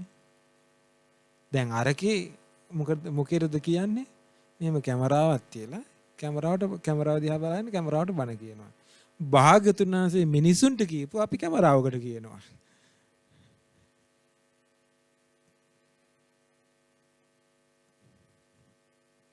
මිනිස්සු කියන්නේ සජීවී එකක්, කැමරාව කියන්නේ අජීවී එකක්. නිකන් අර ගහකට ගලකට කියනවා වගේ. නේ? එතකොට ඔබට අහගෙන ඉන්නකොටත් ඔබට හිතෙනවා ඇති සමහරලාවට මේ සජීවී නෑ. නේද?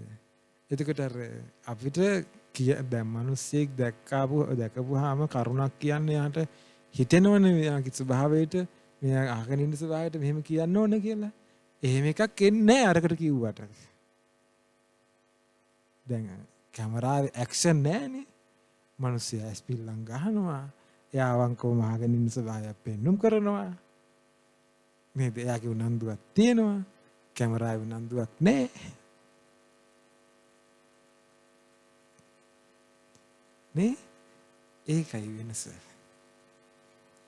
ඒ නිසා මේ ලොක්ඩවුන් එක ඉවර වෙච්ච එක ගොඩාක් වටිනවා අපිට ධර්මයේ හැසිරෙන්න. පින් දහම් කරගන්න. ධර්මයේ දියුණු කරගෙන යන්න. ඒ නිසා ඉස්සරහට මං හිතන්නේ බොහෝ දිනෙකට වාසියක් වේවි. මේ අසපුව මුල් කරගෙන සදාම් වැඩසටහන් වලට දිගට සම්බන්ධ වෙලා මගහැරිච්ච ඒවා ආපහු හදා ගන්න. නේද? දැන් දිගට පුරුද්දකට අරගෙන යන්න එපා. දිගටම YouTube එකෙන්ම Zoom එකෙන්ම බණ අහනවා කියලා. ඒකනේ අපි වැඩසටහන් ටිකක් නැත්තුවෙන් YouTube එකේ. දැන් තේරෙනවද ඒකේ වාසි? නැත්තම් එහෙ ඉඳලම අහගෙන ඉන්නවා. ඇවිල්ලා එතන භාග්‍යතුන් වහන්සේ වැඩ ඉන්නවා. ඒ ධාතුන් වහන්සේලා. භාග්‍යතුන් වහන්සේම නෙති. භාග්‍යතුන් වහන්සේට වන්දනා කරලා මලක් පහනක් පූජා කරලා සංඝයා මුණ ගැහිලා වන්දනා කරලා නේද? සංඝෝපස්ථානයක් කරලා ගිලම්පස එකක් පූජා කරලා සංඝෝපස්ථානයක් කරලා නේ? එහෙම කිව්වා කියලා අර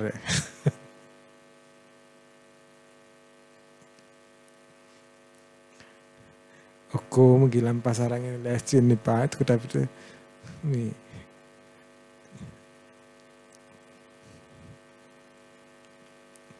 නේද?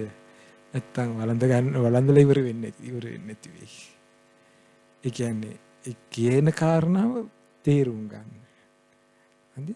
ඒ කියන්නේ පිනක් කරගන්න ලැබිච්ච අවස්ථාව ඔබේ අසපුව ඔබේ ගුණ දහම් පුරන්න තියෙන තැන, ධාමක දිනු කරන්න තියෙන තැන, ඒ කරුණු තේරුම් අරගෙන සංඝයාගේ ඇසුරේ ධම්මක දිනු කරගන්න මහන්සි ගන්න. එතකොට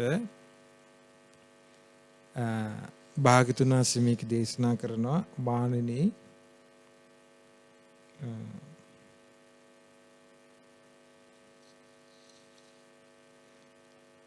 මේ විදිහට එයාගේ හිතේ සමාධිමත් හිතක් ඇති වෙනවා. මානෙනි ඒ භික්ෂුව ওই විදිහේ සීලයකිනුත් සමාධියකිනුත් ඔය විදිහේ ප්‍රඥාවකිනුත් යුක්තව ඉන්නකොට කොයිතරම් රසවත් සූප ව්‍යංජන පිරුණු ඇල්හාලේ බතක් වැළඳුවත් ඒකේ භික්ෂුවගේ නිවන් මඟට අන්තරායක් වෙන්නේ නැහැ. ඇයි ඊර්ෂියාව අයින් කරගෙන තරහව අයින් කරගෙන එක ටික කරනෙව්වා පරිගන්නෙව්වා ඔක්කොම අයින් කරගෙන නේද මේ හිත දියුණු කළේ. සීලය දියුණු කළා, සමාධිය දියුණු කළා, ප්‍රඥාව දියුණු කරගත්තේ. අර ටික අයින් කරගෙන ඉන්න නිසා මොන ආහාරයක් වැළඳුවත් දැන් අන්තරායක් වෙන්නේ නැහැ. දැන් ඕන එකක් වළඳන්න පුළුවන්.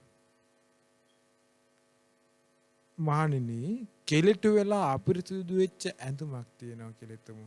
ඒ ඇඳුම හොඳ පිරිසිදු වතුරෙන් හේදුවාම පිරිසිදු බබලන්න පටන් ගන්නවා.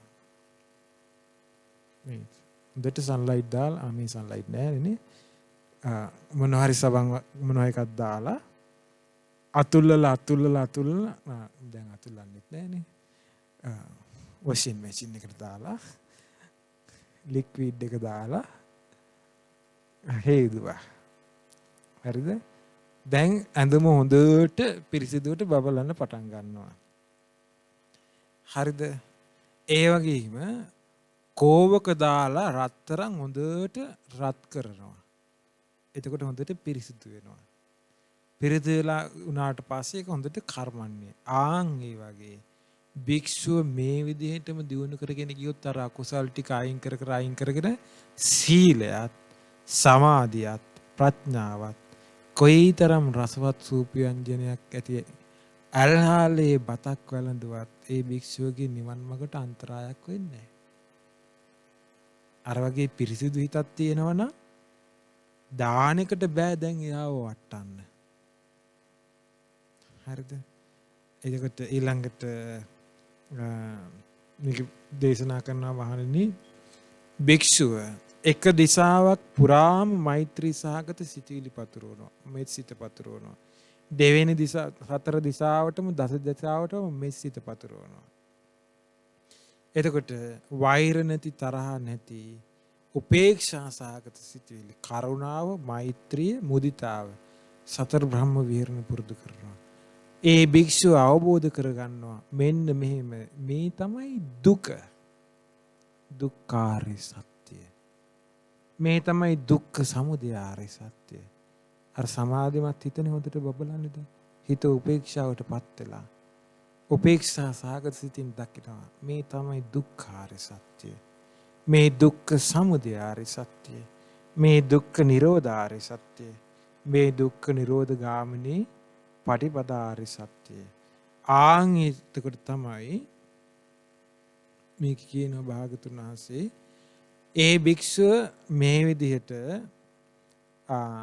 මේක අවබෝධ කරගත්තට පස්සේ උතුම් බ්‍රහ්ම විහාර භාවනාවක් තියෙනවා කියලා කියනවා භික්ෂුවට. ඒ තමයි මේ බ්‍රහ්ම විහාර භාවනාව.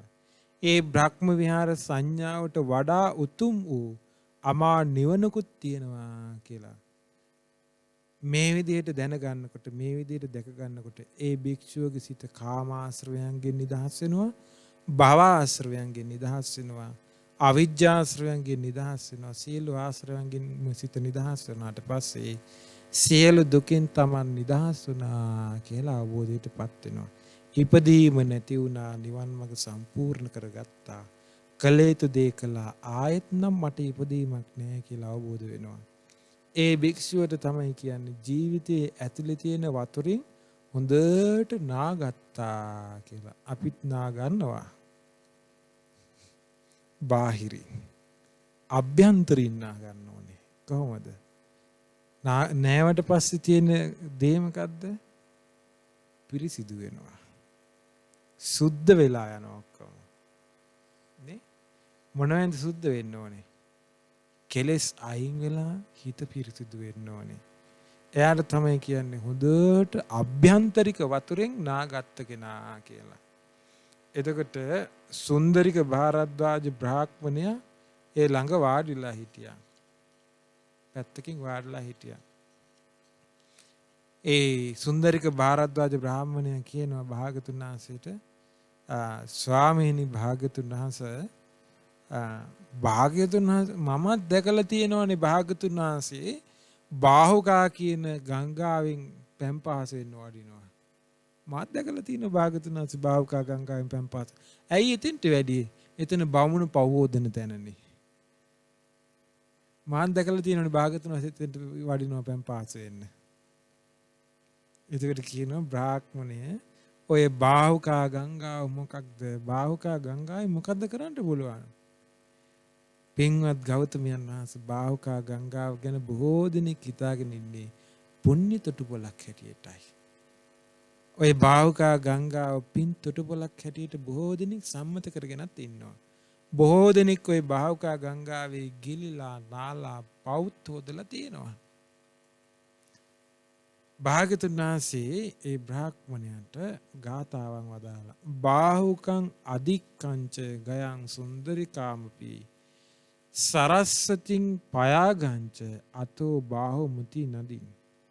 බාහුකා ගංගාව අධිකක්ක තීර්ථය ගයා තීර්ථය සුන්දරිකා ගංගාව සරස්වති ගංගාව ප්‍රයාග තීර්ථය බාහුමුති නදී ආදී තැන් තියෙනවා. හැබැයි පව කරන අඥාන උදවිය ඔය වතුරකට හැමතිස්සෙම බැසගෙන හිටියත් පිරිසිදු වෙන්නේ නැහැ. දැන් මෙහෙදි වෙන්න තියෙන වැඩේ තමයි මෙහෙ පව කළොත් එහෙම නාන්න තනක් නැහැ මුහුදට තමයි බහින්න තියෙන්නේ. නේද? නැත්තම් මොකද කරන්න තියෙන්නේ? ගිහලා සවර කර ගන්න තමයි තියෙන්නේ.